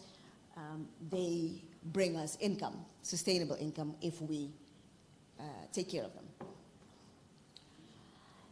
Some of our events, 2 months ago, with the support of the Ministry of Economic Development and CNEX, we held a seminar, a faster transition. We do movie nights. This was a local production in Curaçao, Underwater Kunuku, a very good movie. It's still showing, I think it's on YouTube now. We partner a lot with different organizations, with the Chamber also, for several events, both digital and in person, such as today. We have, and when I say pioneer, we were the first, well, one of the first organizations to have sustainability standards. And as I'm told, and it's true, When this was started by the BPM in 2014, they could not find like a sustainability certification for businesses. It's very difficult. So the people who are there in the board, Etienne is here, Etienne Yamanika, the treasurer, Etienne, they developed sustainability standards in Curaçao for Curaçao. And we ran that, and this is Curaçao Atmore Partners, they have a certificate. We ran that a few years, but then it became very difficult for us to upkeep it. So at this moment, we are working with an outfit called Green Destinations, which does blue destinations in Bonaire. I don't know if you guys know that, Bonaire Blue Destinations. So we are working with them to introduce the same concept in Curaçao, and we hope to do so by the end of the year. So why are sustainability standards important? Because, I think I'll come to that, but because clients are asking for it, the value chain, the companies that you work for are asking for it. So, and it's a good way for you to know if you are being more sustainable. Again, some other press stuff. Okay. Why is sustainability important for international markets? I think Anton Zaid just mentioned sustainable tourism. I am doing a project in CARICOM that is supported by the the European Union, and so I know some stuff about sustainable tourism. And Booking.com, which we know, does every year a sustainability survey among 15,000 global travelers. And in 2022, that was last year, they said that 70% of international travelers intend to travel sustainably in the next 12 months. 70% intend to travel sustainably in the next 12 months.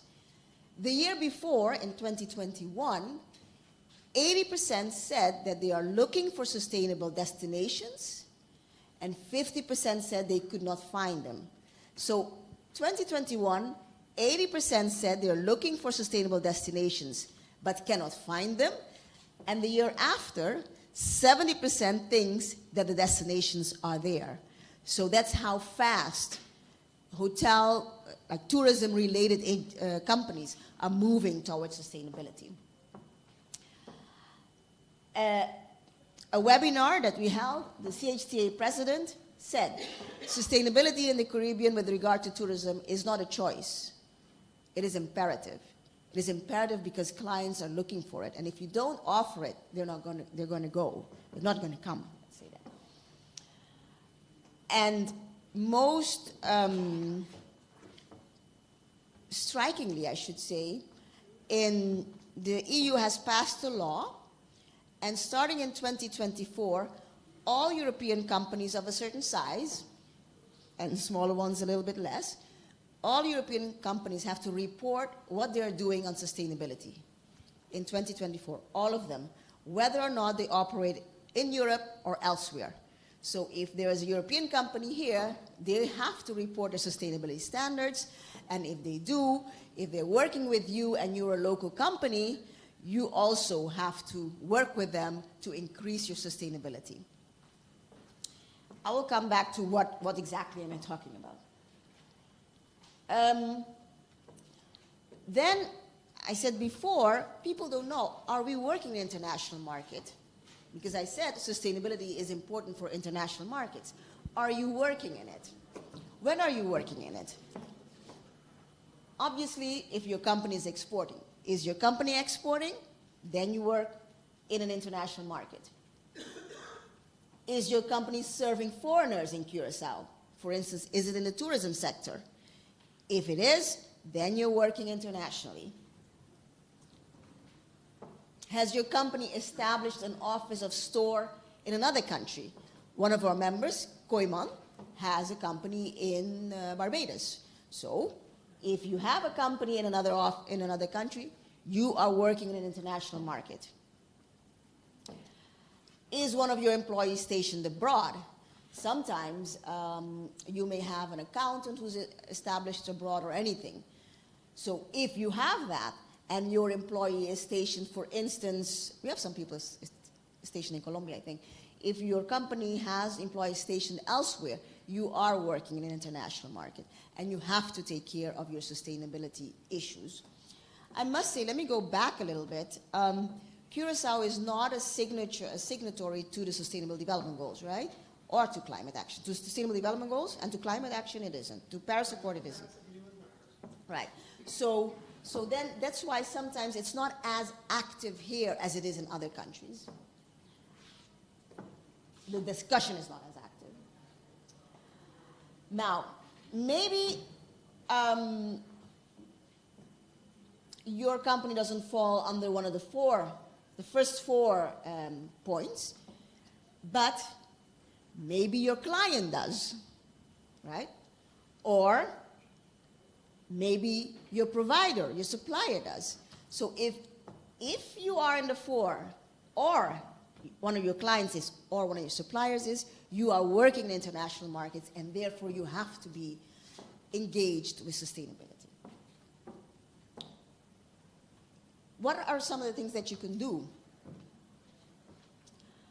I already said that. Formally employ documented workers. That's one of the ones. I say this also because in seriousness, when COVID struck, not only in Curaçao but in the rest of the Caribbean, the Caribbean Tourism Organization has said that they felt there was such a devastation for workers in the sector across the region. Also, there were hurricanes. So there is an increased impetus of the sector to make the people more formal, take people formally employed, to give them stable jobs so that we do not get again in the same situation that we were during COVID, because it was quite a devastation. Second, train your employees. This is the second thing they are focusing on. Help them achieve international certifications so that they can move ahead, so they can earn more income later, so their career becomes better. So train your employees, give them some training. Number 3, increase energy and water efficiency. It's not just renewable energy. Increase your energy and water efficiency. Change your lights, LED lights, turn off the light, turn off your air conditioning here also. Lower it or heighten it, whatever, make it warmer. Water efficiency, put other equipment in your bathrooms or, whatever, water efficiency. Just reduce your use of water. Reduce and recycle your waste. Reduce and recycle your waste. And there are many ways here in Curaçao. Again, last year with Mayo, we held a presentation, and it just appears you can recycle every part of your waste in Curaçao. We collect plastic, metals, white goods, batteries, clothing you can take to the second-hand store, everything really. Make your car fleet electric. The next time you're buying a car, buy it electric. Some people say it's expensive. Sometimes it is, but it also saves you money. It saves you, according to some figures, about 2,000 guilders a year per car. So 2,000 guilders, was it 2,000? Yeah, 2,000 I think. Yeah, 2,000 guilders a year per car. Make your fleet electric when the time comes. Invest in solar panels. The return on investment is now much better. I'm not selling solar panels, but you can ask the people who do sell them and they will present you with a business case. Increase your local content. Now, I know this is sometimes a sensitive topic here, but the point is that increasing local content also means hiring local workers. Buying locally. I think I heard, I'm very impressed by the Post here, but I think I heard that they hired someone from abroad to do their IT, and I also see my friends from CIMIA there.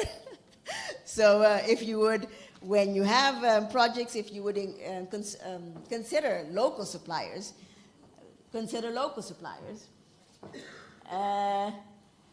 Give back to the community. Give back to the community. Many of us do that and plant local trees. That is a way to help against climate change. And work with other companies in partnership. I am very happy to see many, also POS is mentioning many partnerships with different companies. So this is one of the things we do. I'm mentioning some very simple things for companies to do. Huh? There are more complicated things, but these are simple ones. As last, I wanted to show you some of the work that some of our members have been doing. Sustainable, made in Curaçao, Sharala is going to speak. They do local products, and it's something that to consider when you're doing business gifts at the end of the year or even any time. Buy a local business gift. If you're having an event, don't buy cookies in the supermarket. Or foreign cookies in the supermarket. Buy letter. Buy letter or buy tert or buy something locally. Don't buy the imported drink. Buy something that is made locally.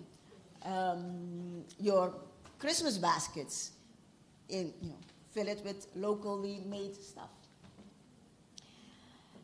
The second one is Green Phoenix, maybe known to many of you. Green Phoenix does two things. It upcycles plastic.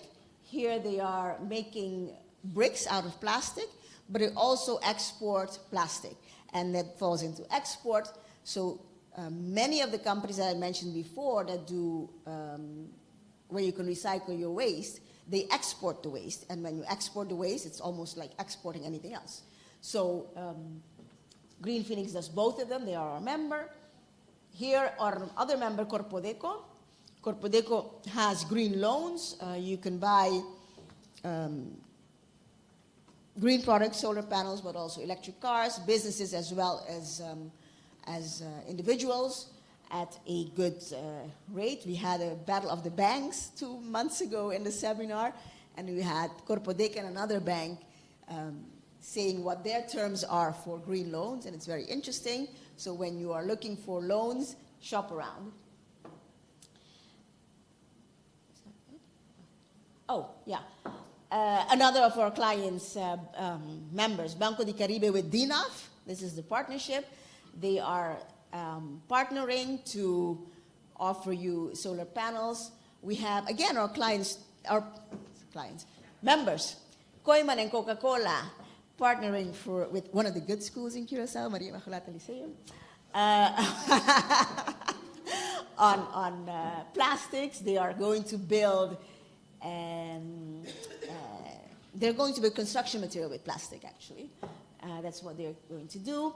Here are members, again, DINAF at Green Phoenix, putting a recycling bin at DINAF's place. Partnerships. We partner, as I said, at the beginning of the year, we sat with Mayo and the people of Circular Economy to partner with our projects, because there are many sustainability events now, and we wanted to collaborate and streamline a little bit. So Juan Carlos Goylo of Think Tank Circular Economy has every 6 weeks a think tank online, very, very, very good, on several things that have to do with circularity. So this was Recycling Ghana, Recycle Up Ghana, in a previous think tank. There was Koyman, who spoke about their endeavors to start this recycling plant in Bonaire. It starts in Bonaire and comes to Curaçao. And then there was someone from Ghana. And so there was someone from Ghana, and then they spoke the time after. It's every Thursday morning, virtual, very interesting. We also spoke with them. They spoke with, Climate Change Platform, right? Climate Change Platform. Climate Change Platform has also spoken about the issues with water management in Curaçao, especially during the time when it was raining a lot in November. Please, when you look at our Facebook page, you will find that. A little bit a little bit of heads up for myself. This is my company. If you go to the website of BPM Curaçao, and our website is a little bit outdated, but you will find this report. We did a baseline study on greening Curaçao about a year ago. You can still go. If you scan this, you can, this QR code, if you go there, you can take the survey, and in Google Form, your score appears. You have to look very, very good to get the score, but you can see the score that how your company scores in terms of sustainability.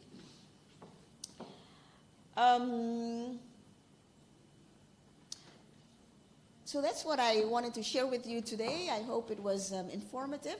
I'd like to call forward my friend and member Sharala Riedel. We are going from Made in Curaçao. I think we're going to move 2 chairs here and have a conversation. If someone has a question while we're setting up, question, discussion.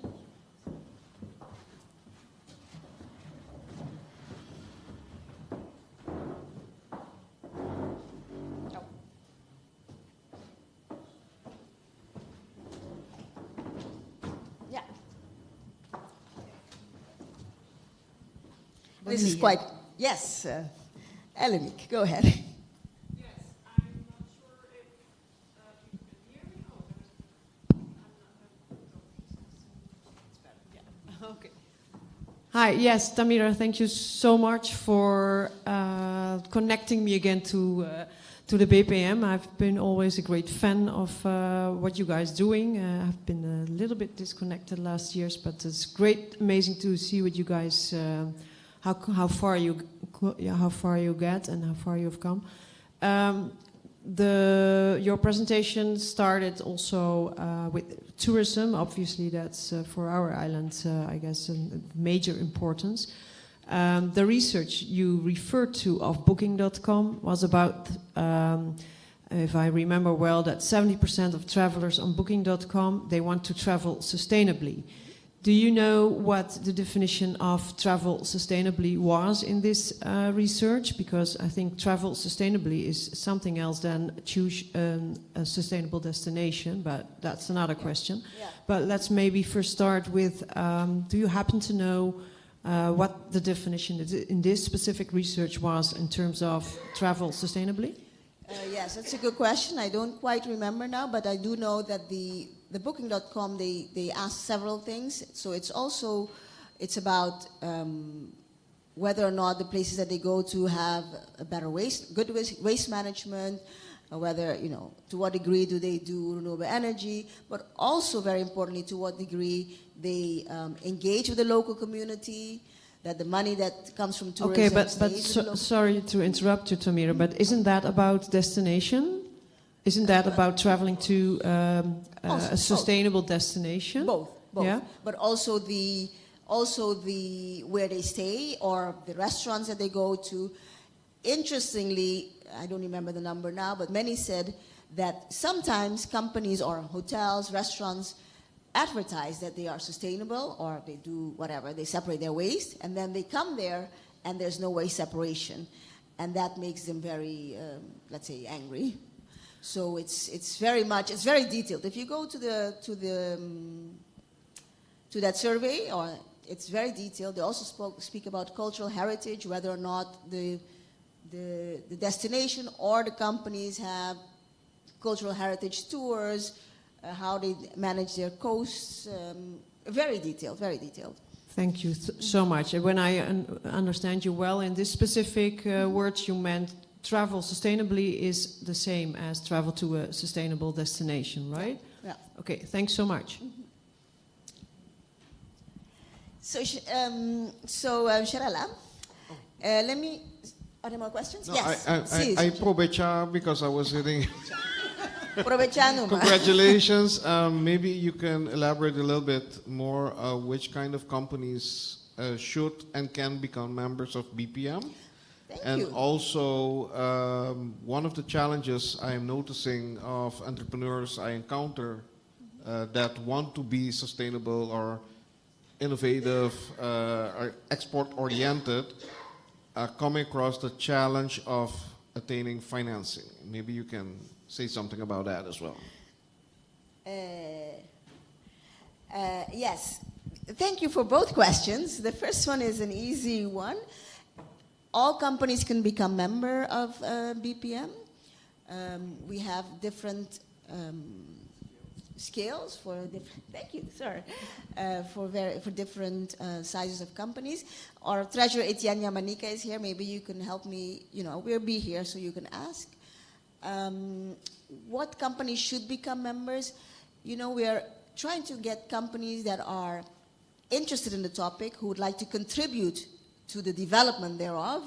The board members are volunteer members, so we'd like to get companies that are interested, who'd like to develop the product, the sustainability sort of things in Curaçao, who maybe also offer sustainability products. So as you see, we have several ones that sell products that in that area, and who'd like to partner with others. So who want to collaborate and work together.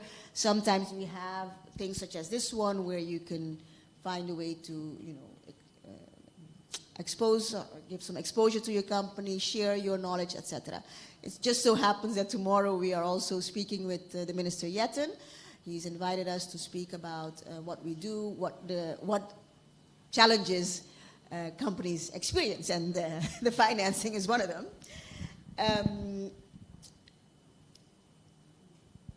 I can go on and on about the financing. Yes, there is an issue. When you see,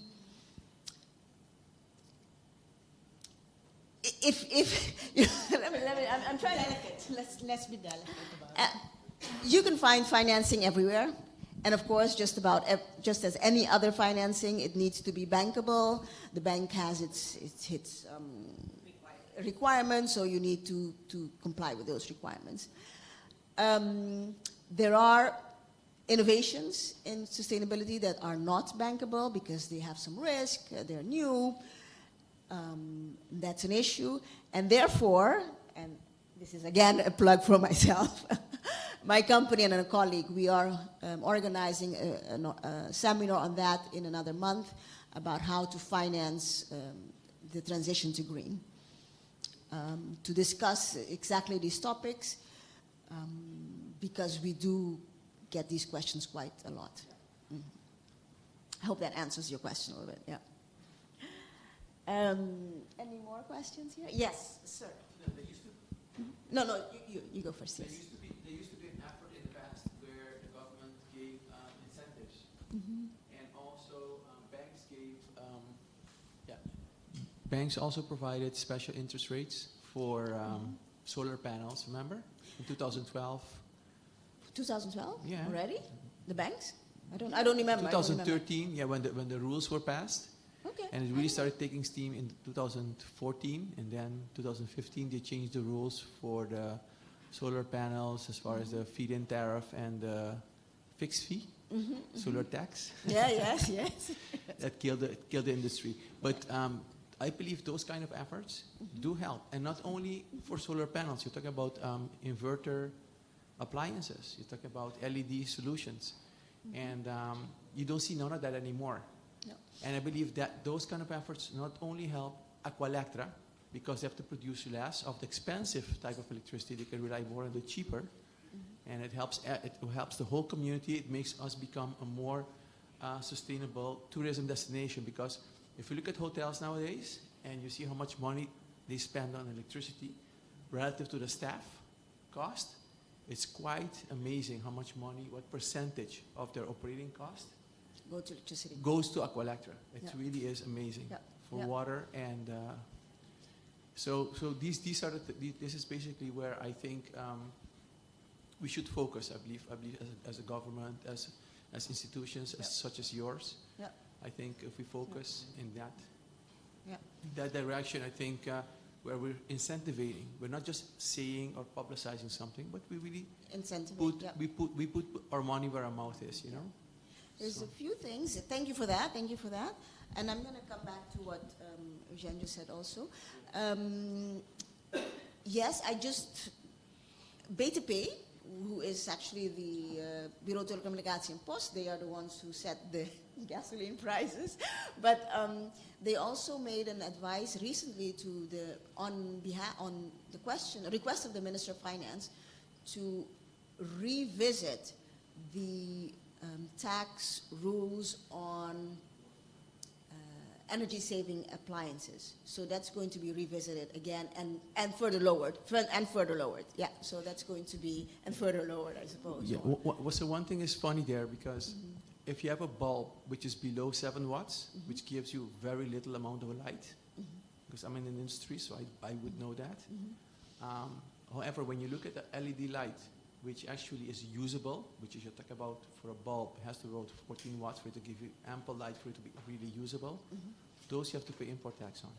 Really? And if you have a fixture, you pay 27% import tax on a LED fixture. Really? 27% plus 9%, yes, and you have to pay. That means 36%. So, for efficient, you're talking about incentivizing efficiency. We are talking about it for what, 10 years?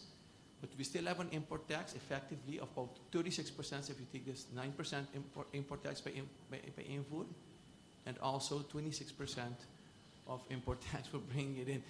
It is, we're saying something, but we're doing something else. It doesn't make any sense. Well, let's talk about it, because I was with BTP maybe a week ago, and they said they are with BTP maybe a week ago, and they're saying that they're revising that downward, you know. But maybe they didn't include that.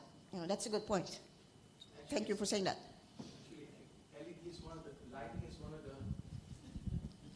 Lighting is one of the most impactful points when it comes to savings, more so than an inverter, because you're talking about tenfold. A bulb that uses 10 times the electricity for the same amount of lumens, light, in other words. It's basically 1/10. And nowadays it's becoming more and more efficient. Now it's 1/12 actually, you're reaching 1/12 already. It's that type of efficiency we're talking about here. So, good point. Thank you. Good thing. Just to address Eugene's question again, as you all know, the Minister Jetten is going to come tomorrow, or I think he's here already, talk about the SDA++, the subsidie duurzame energie. And that subsidy that already is in Holland. It is for those companies that produce electricity and to finance the unbankable part of their efforts. So that's one thing he's going to talk about. And also the other one is the General Nationale Groeifonds. That is for economic growth, and that may also be open for our countries. I'm going to be here a little bit today, and if you have read any of the two, if you've read the conditions, and you'd like to give some input, some ideas, and Etienne, our treasurer, is also here. If you want to provide any ideas of what you think, how you think Holland can help us make the transition, that would be helpful. Let me add, many of the Caribbean countries that I work in, they have access to many funds for the climate transition. They have funds from the World Bank, from the IMF, from the Caribbean Development Bank, from the Inter-American Development Bank, from Euroclima, that's EU, from many, many, many sources, structured funds. And it's not just money, it's not even gifts. Sometimes you have to pay it back, but okay, it's money. They also have technical assistance. They have know-how for small islands. It's not, you know, they don't have to reinvent the wheel. And we don't have access to any of this. And it's, we cannot reinvent the wheel. We cannot do it on our own. We will be, you know, far, far behind. Again, it's not just about the money. Perhaps it's not even about the money. It's about the technical know-how for small islands, how to do this. So if you have any ideas on that, if you have any input, if it's something that keeps you busy at night, let's talk, because let's talk, okay? Thank you for that. Sir, in the back.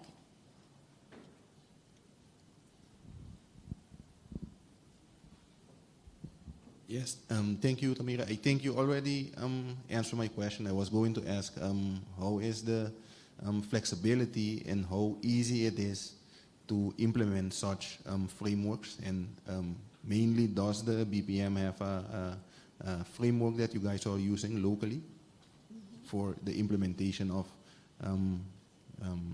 sustainability? Sustainability, yeah.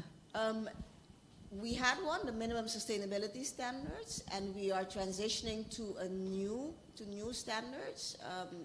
The green destinations, that's the same land that does blue destinations in Bonaire. That's going to be our standard if all goes well.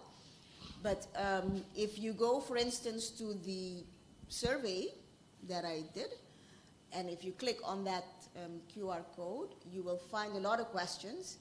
And if you can answer yes to many of the questions, that means you're on the right track. If you answer no to most of the questions, that means you are not on the right track. And many of them are quite simple. Sometimes we think about investing in solar panels, buying cars, yes, but sometimes you can start simply. So now we can talk to, she's been sitting here patiently. I met Sharella. Actually, Sharella is the cause that the reason I'm in BPM. I don't know when we met before, but then she said, become a member and then become a board member, just about at the same time. So at that time, she was the coordinator of the Business Platform for Sustainability. She did that 5 years. She also has owned the platform Made in Curaçao for many years. So Sharella, tell us a little bit about Made in Curaçao and why is it a sustainability effort? Okay. I have Made in Curaçao for over 12 years now. It is a brand. Why I have it is because I have a love for my island. I came back like so many people from Holland, from living there, and coming back to Curaçao, I noticed that most people do not enjoy our island uniqueness. We go to the popular things and the easy things. But Curaçao has so many talents and so many special gifts to give everybody. So that's why I started with Made in Curaçao. And it's out of my passion of respect, of growth for everybody, to using talents that we have. Because not all talents come from school books. Some talents is because it comes from family to the next generation. And these things are very important to stay unique and to export what we have. And how is it, what are you doing specifically with regard to sustainability? We do so much, so let's just take someone. One of the points is once a year we have the Sustainable Trade Expo. And each year we take another topic so we can give so much more knowledge about energy. What is local products? Because most people think about food or the products that we can see. But it is also the person that make music, the person that write a poem, the person that uploads something on YouTube that other people look at. All these things are export from our uniqueness as Curaçao. And the funny thing is that many people do not even know how unique we are. Because sometimes I get an email from somebody abroad. They say, I want to make a Zumba class on your tumbas. Where can I find the tumbas? Tumbas is our music for Carnival. But they think the rhythm is so interesting to do some sports and lose some weight and have some joy in their life. And most people don't think of that as our export product after Carnival. So that is a passion of mine because I love my island and I know that our people are special, not only in baseball because that is the most well-known of our people, but also in small things. Like we have a person that is very good in making clothes. Many people don't know her, but she's exporting her clothes because people are ordering from abroad for her to make those clothes. So these things are special, uniqueness things of our island. And you also work a lot. You have made shipments abroad from things made here. Can you explain what kinds of things that you've shipped for on behalf of your clients? Okay, I will say two things. We have the most asked for products and what we can export because we have a lot of challenges. What the most asked after products are our food, and those we cannot export easily. We have a big Why not? red tapes. Why not? Transport is a problem. When they get to the customs, Curaçao has a certain name. So most things are opened, cut open, broken, so they can check them. So it is something that we have to do something about. Because we are not only exporting things that are illegal. We have so many products to export, so we have to do something about it because we have a lot of questions about it. The next one are, yeah, you can call them touristy things with Curaçao mentioned on them. So we have a lot of crafts with the name Curaçao or the College of Curaçao that are searched after products. Okay. And you ship them where? Number one is the Netherlands, and number two is Aruba and Bonaire, but they are small, and the US will get for quantity will become our number two. How we ship them now is most of the time, because we use many forms, but most of the times it is still somebody that is traveling to that location that will help us out for the cost, for the speed, etc. Because our products will become too expensive to be economical, interesting to buy. So that's something to work on. Maybe CPOS can help you here. Maybe, who knows? I wanted to ask about the food still, because do you need certifications to get the food into certain countries? Yes, depends. Depends how you ship and what is the quantity you are shipping. Because personal shipments has other requirements than big quantities. Okay. Most of our companies do not sell their quantities that will need certification. And those that do, what we have done is open a business in the location that use their recipes or their craft to make the products, because otherwise we cannot export. So we export the knowledge instead of the product, because we have too many red tapes to do it otherwise, and keep the employment in Curaçao. Interesting. So we do that? We do that, yes. I'm just saying, in some of the other countries they also do that, and this company called that is in Tobago makes like a ponche cuba, like a cream liqueur, and it's made in Holland, but it's called Tobago Gold. So they make it there because it's a lot easier to get into Europe. Yes. So we have many cakes, couscous, pastiches, things like that. We have suppliers in almost each province in the Netherlands. We have somebody making a recipe that is from Curaçao. Now which one of the modes that I spoke about is that? You have someone there making a product that is the intellectual property, or where the intellectual property lies in Curaçao. Precisely. And one of the nicest things, not always like that, but most of the times it is a local people living in that country it is a brother, a sister, an aunt, and a friend that is helping out to export the product abroad. Very interesting. Yes. Great. More questions? Yes, sir or ma'am. Oh yeah, but Joanne.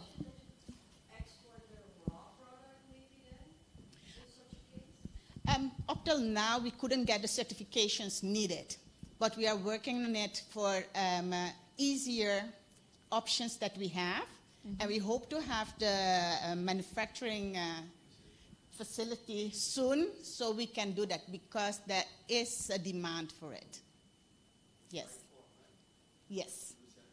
Precisely. Yes. We are looking for. Precisely. Yes. That's what we are doing. More questions? I think I see this. We have a sign. Yeah, we have a sign. Okay. We have a sign from above. Okay. Other questions, other remarks, discussion? No? If I may, I just close with this. Sustainability and export is about passion and wanting to be here tomorrow also. It is selling and have your business put in such a way that you don't destroy what you have today. It is for love and care for our planet, for ourselves, for our family, for our talents, for our traditions. And with respect, we will be here tomorrow and even better. So Curaçao have a lot, Made in Curaçao have a lot, and I hope that next year we can show you some more pictures of what we are doing. Thank you. Thank you. Thank you very much. Thank you for your participation. Thank you for that. Nah, silakan.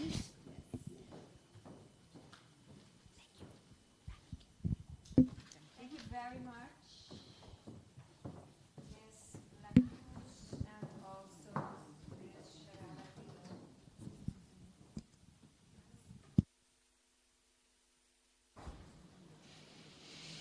Yes, thank you very much, Ms. La Cruz and Ms. Riedel, for this amazing presentation on sustainability and the tips and also your questions, the questions from the audience. Our last presenter for the first half of the day will also touch on a crucial subject amidst the current world developments. Please welcome Mr. Danilo Zabala, who is the CEO of Blue Nap Americas, who will present a presentation or a case study as well, right? And it's titled Developing the IT Service Sector into Becoming the Fourth Economic Pillar for Curaçao. Please welcome him with a round of applause.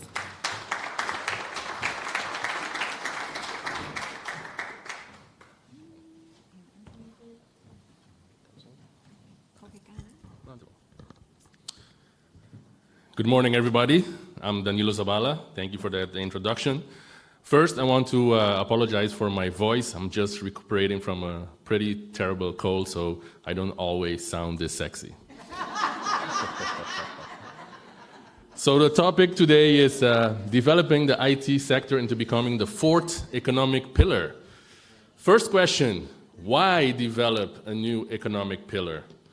Well, I think if we analyze over the past 100 years, if you take a look at the Curaçao economy, it was mostly sustained by three very important pillars. First and foremost, being an island, tourism has played and will continue to play a significant role for the island of Curaçao, and I'm glad to see that the economic developments in the tourism sector is actually increasing over the last couple of years. But we all saw how vulnerable, depending on the tourism sector, can be if we were to get hit by another worldwide pandemic that can put a big halt to that development. Also, in the past, Curaçao has been extremely successful in developing the finance sector, with its peak being the good old days of the offshore business. But as we all know, this sector is also in decline. And last but not least, Curaçao over the past 100 years has been heavily dependent on the oil and gas industry, which also, as we know, is taking a pretty significant decline. So obviously, we need to develop additional economic sectors in order to sustain the economic growth of the island in its entirety. But why IT? How do I click?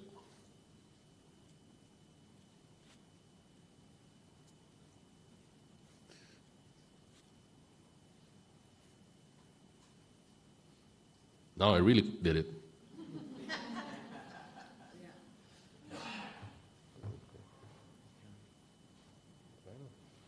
Yeah, there you go. Thanks. So let's start by looking at some figures.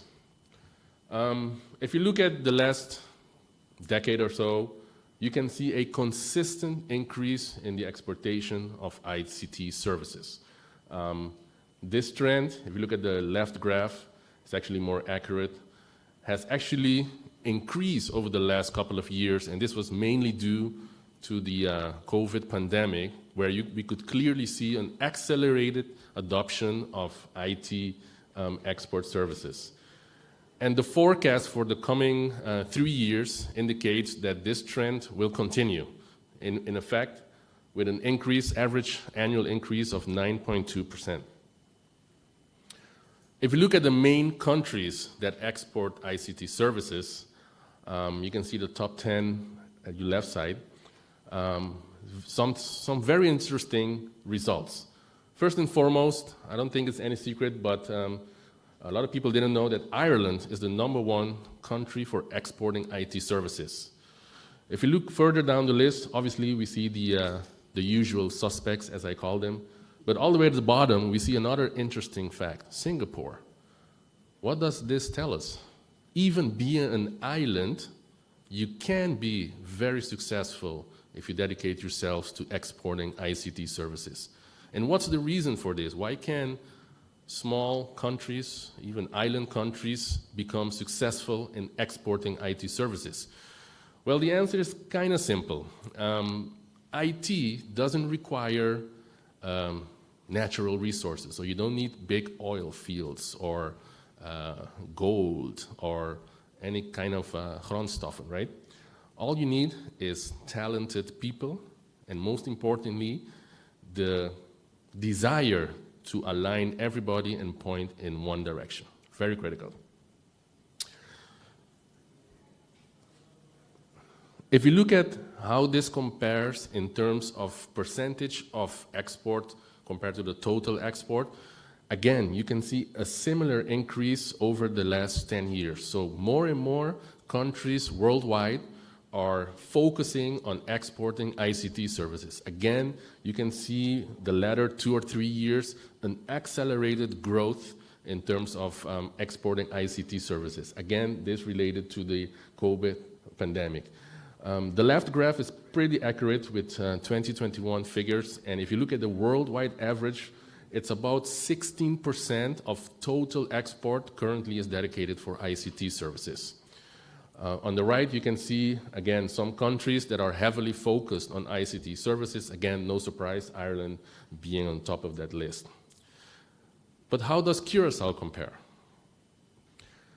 If you look at similar analysis over the last 10 years, which is that upper graph, you can see a pretty stable result in terms of exporting ICT services. So Curaçao hasn't seen a similar increase that the world has been showing.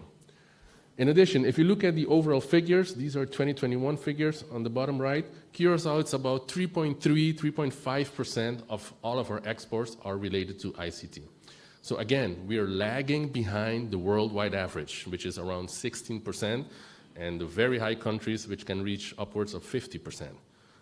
But when I see numbers this low, it also means to me that we have an opportunity to do something about it and really make an impact for the future of our island. Further analyzing this list brought some interesting things forward.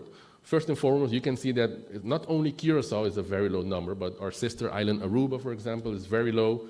There are some other islands which are on the low side, but very interestingly, there are some islands which are actually consciously focusing on ICT exports. If you look at Dominica, if you look at Trinidad and Tobago, if you look at Suriname, these are countries and islands that are already close to the worldwide average. Again, I mentioned we have an opportunity to make use of this ICT sector, but we have to move fast, because the more we wait, some of these other neighboring countries are going to surpass us. But what does it mean to work in IT? What does this really translate on a micro level? So my good friends at CIMIA, which, by the way, BlueNet became a member of 2 weeks ago, thank you very much. They did a very interesting analysis on some figures solely concentrated on software exporting companies here in Curaçao. And it produced some very interesting financial numbers. So if you look at in 2020, a very limited amount of IT exporting companies in Curaçao were able to generate $48 million in the year 2020. But what was more interesting about this is the fact that there were 345 direct jobs that contributed to this revenue. If you do the math, that's equivalent to about $139,000 per IT worker. And what's significant about this is if you look at the national average, this is more than double the national average in Curaçao. What does this mean? It means that IT has the potential to generate more revenue per capita, per employee. And that translates to better compensation for these employees. So we're talking about employees that can generate a medium to high income. That this translates to a better standard of living for the sector. And typically, companies in the IT sectors and in general, employees that have medium to high income, they are very faithfully taxpayers, right? No belastingontduikers in this sector. So ultimately, it translates itself to more money in the tax coffin of the government, which hopefully will translate into more money available to continue to develop infrastructure, healthcare, education, etc. So there is a a big value in investing and focusing on the IT sector. So how are we going to do this? Well, I'm very happy that the Curaçao government, spearheaded by the Ministry of Economic Development, has invested a couple of years ago in developing what's called today the National Export Strategy. This is a long-term strategy to diversify the Curaçao economy into several new sectors, of which IT is one of the big ones within this strategy. I had the honor and privilege to lead the development of the IT strategy. Myself, along with 15 colleagues in the industry, we had participation of all sectors. We had high-level participation of the advisory guys, we had the telcos, we had the software developers, we even had academia, we even had central banks. So we had a very, very nice group of professionals that worked diligently, and it took us about a year and a half to come up with the IT sector national export strategy, which was fantastic. As you already know, the ITC was involved in helping us guide us in a very structured way to come up with the national export strategy, of which I'm very happy to announce that we are currently implementing it, and I will be touching base on that shortly. So the first thing we did in this exercise is try to figure out, okay, we know the potential, we know there's an opportunity, we know the benefits of IT, but what do we have as a nation? What is so valuable in Curaçao that we can use to our advantage to develop these ICT sectors? So the first thing we did is we did an inventory, trying to figure out what does Curaçao have, and we were pleasantly surprised to find out, first and foremost, that Curaçao has highly skilled talent. Remember what I told you guys in the beginning? One of the main ingredients is the talent, the brain power. Turns out Curaçao has the brain power. We have very capable professionals on the island, and if we put our minds together, we can definitely make something great. What else do we have? Turns out Curaçao also have very top infrastructure. So if you look at our internet connectivity within the region, if you look at our, the penetration rates of internet services, 5G services, if you look at the levels of data centers that we have. By the way, Curaçao has the only Tier 4 data center in the region, right? If you add it all together, we have a fantastic platform to work from, something that other neighboring countries do not have at this time. Very important. And last but not least, Curaçao has been blessed by being situated in a very favorable geographical location. As you know, even though we're in the Caribbean, we are not in the traditional hurricane belt. We are not on any active seismic plate. We enjoy a general neutral government. So we have very favorable characteristics of our location. So, it's all easy? No, it's not. We still have significant challenges to overcome. So in addition to looking at all the values that we bring to the table, we also took a look at all the challenges that we have. And these are challenges that we are tackling day by day. But all of this has led us to come up with the strategic and operational objectives. I'm not going to bore you with all the details. It basically boils down to three things. First and foremost, now that we know that we have the talent in Curaçao, the one thing that was missing is we need to unite everybody.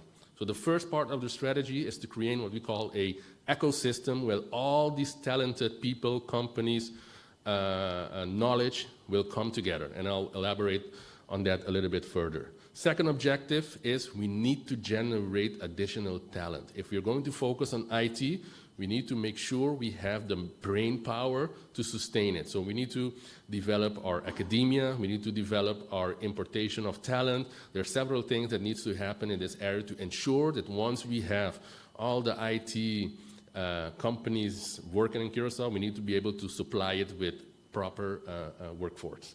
And last but not least, obviously we need to create killer products, unique products, and brand it and offer it in the region. But I'm going to focus on the first priority, which is already ongoing. This brings me to the Digital Hub Americas. The first objective was to bring everybody together. And the way we are doing it is by launching the Digital Hub Americas. But what is it? Let's take a look.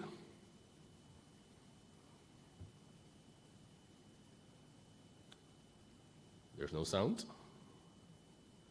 Sorry, this was a video with sound. I don't know if the AV experts can help me with the sound.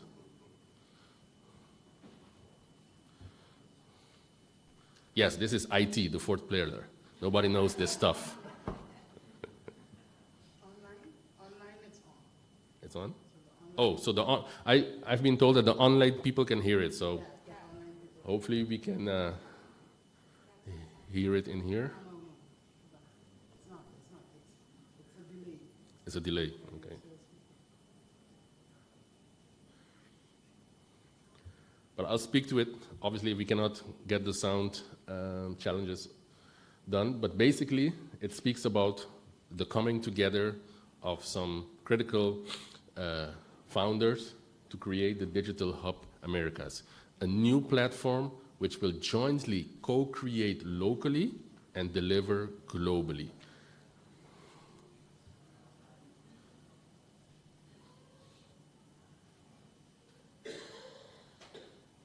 Somebody reboot it.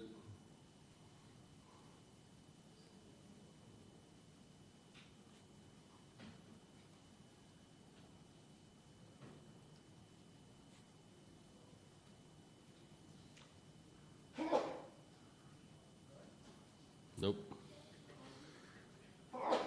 I apologize for the sound, but I'll explain a little more detail what this is all about. So the DHA, Digital Hub America, was a concept that actually started last year, and it was initially an initiative that was originated by the BTP and was proposed by Minister Cooper last year during the annual Canto event. And in a little less than a year, we were able to make it a reality. And currently, this same initiative is sponsored by Minister Sancho of Mayo, and it has been integrated as part of the NEST, because this is step one. This is the creation of that ecosystem that I was referring. It has been established by 8 founding members, and you recognize these are the critical associations and organizations to make it all happen.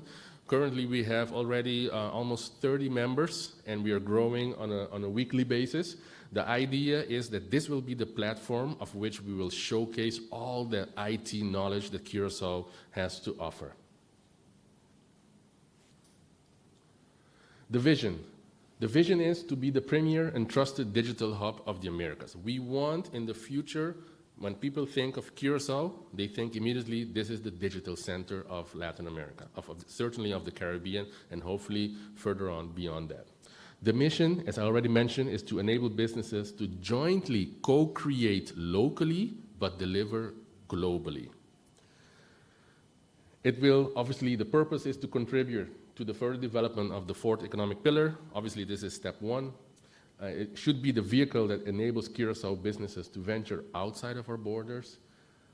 It should stimulate job creation, of course, and definitely it should help with the name recognition. In the future, we want, just like people think of coffee, you think of Colombia, oil, you think of Saudi Arabia, digital, you want to think of Curaçao. I'm part of the Services and Solution Work Group within the DHA, and we are focused on already putting on paper some unique services that we will be offering to the world as a group. All of these services will have some things in common. They'll have a fiscal, legislative, technical, and human capital benefit. And our focus groups will be obviously first and foremost export services. We're going to export all of our talent. But certainly in the medium term, there will be importation of international companies to come establish themselves here in Curaçao. And the long-term focus will be creating strategic alliances with some of these top international countries. Wouldn't you all want Apple to be here in Curaçao? I would. So some of the key services and solutions that we came up with is, first and foremost, turnkey digital services development. As I already mentioned, Curaçao has all the ingredients to develop any kind of digital solutions. Prime example is BlueNap Americas. We're in the process of developing and launching the first public cloud for the entire region. To develop that, we needed to hire a local company to design the front end, that's the website. We needed another company, local company, to develop what's called the middleware. Yet another company to develop the back end. We also needed infrastructure.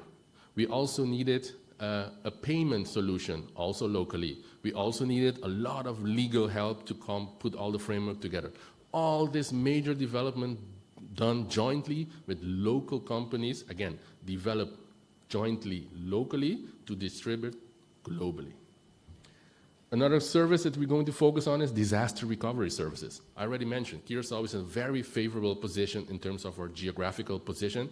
So in the hurricane season, you can imagine we will have off-the-shelf services that we can offer our neighboring islands that are suffering from hurricane effects. So you can imagine we are, from a data center perspective, developing, let's call it containers, which we can drop on a country, and in it will have a full-fledged data center, including cooling, computing, satellite communication. We are working out a deal with Starlink to have Starlink communication, and trust me, the container will be blue, and we're going to drop it, and everybody can continue to work. So there are several of these types of services that are being developed. Digital government services, again, Curaçao very talented in developing software and solutions for government. So this will be a strategic focus for the group. In fact, we are hosting several governments of the region already as we speak today, but we are going to have an increased focus in this area as we think Curaçao has a strategic advantage in hosting government services. Regulatory sandbox, this is kind of for the geeks, for the R&D guys. So in Curaçao, we will make it, we will open the opportunity for new technologies to come and try themselves here. So imagine yourself 6G or chat GPT or AI or quantum computers. All these things need to be worked out. So we will open up, let's say, a lab or a space here in Curaçao where international companies can come and then try out all of these newer technologies and see the effects, etc. We will be working on developing a new D-zone. I call it the digital zone, which is kind of like the Ireland model where we will have specific areas within Curaçao designated for to have some fiscal benefits in terms of tax, importation, etc., etc. Regional cloud services. The future of IT is cloud. Okay, in Curaçao, we have to position ourselves as one of the premier cloud providers in the region. And as I already mentioned, we are in the process of developing the first regional public cloud, which will be offered from Curaçao for the entire region. And last but not least, obviously, we have to promote the diverse workforce that we have here in Curaçao, the multi-talented, multilingual capabilities that we have here on the island. We are going to make a big announcement of the DHA at this year's Canto event. Canto is a regional conference held by all the telecom operators and is heavily visited.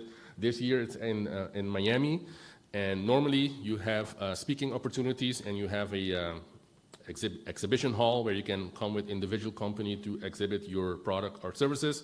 But this year we were able to convince the Canto board to not come as individual companies, but we will come as a block. So we will come as the Curaçao Pavilion, and we will be showcasing the DHA as a one island solution.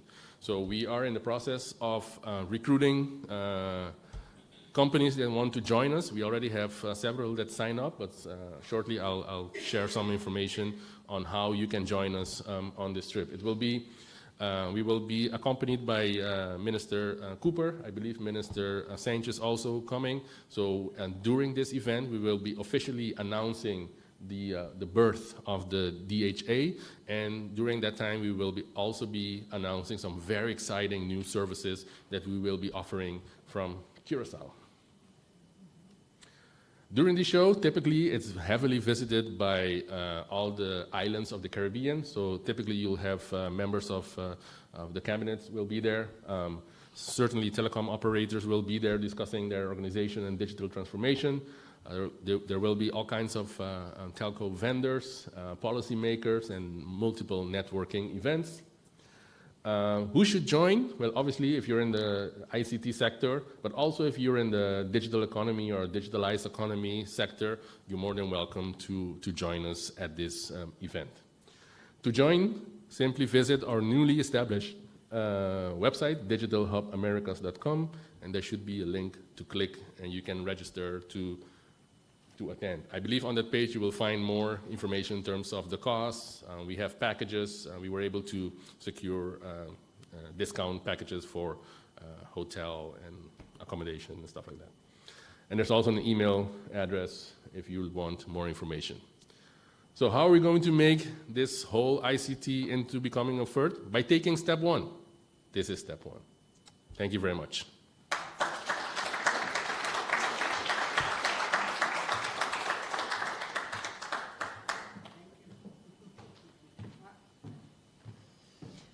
Thank you so much, Mr. Zabala. Very inspirational. And also, again, we're leaving this first part of the opening ceremony very inspired and proud, I would say, right? With everything that Curaçao is accomplishing and on its way to accomplishing.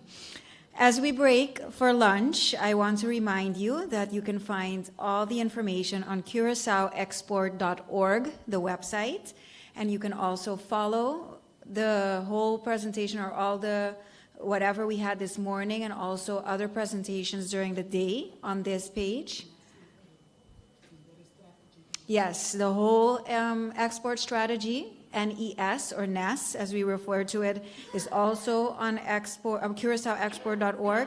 The schedule for the whole week, the schedule for workshops that you can sign up for.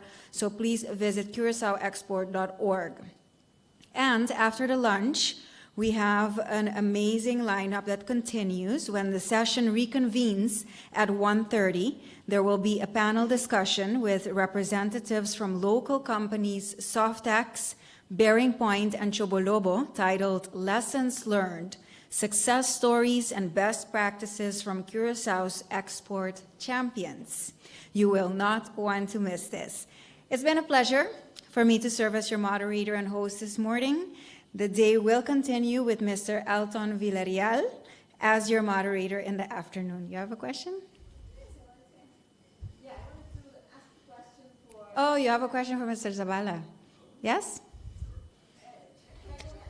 Yeah. I wanted to commend you guys on using many local companies in partnership. And one thing I would like you guys to add is that IT export is a sustainable business because you can sit here and export. There's not a lot of travel. It's high value added. Someone asked that in chat. So maybe that's something that you can add. It's not just the port pillar, but sustainable. Absolutely. Thank you for that. Very well. They tie in together. So thank you very much for your attention. Thank you for everybody who made the trip to the Central Bank of Curaçao and St. Martin. Thank you to our honorable guests this morning, the consuls of China and also Portugal, correct? Mexico, excuse me. I was thinking about vacationing in Portugal, probably, that's why. And also... Okay, if you want to stay in the building, the cafeteria here at the Central Bank is also providing lunch for purchase. Yes, we're not at the level yet where it's free. Yes, if we have more partners, maybe next year, we can cater to lunch. But in any case, thank you for being here for the first part, and we will reconvene at 1:30 with the opening day of Curaçao's National Export Week. Thank you for being here this morning.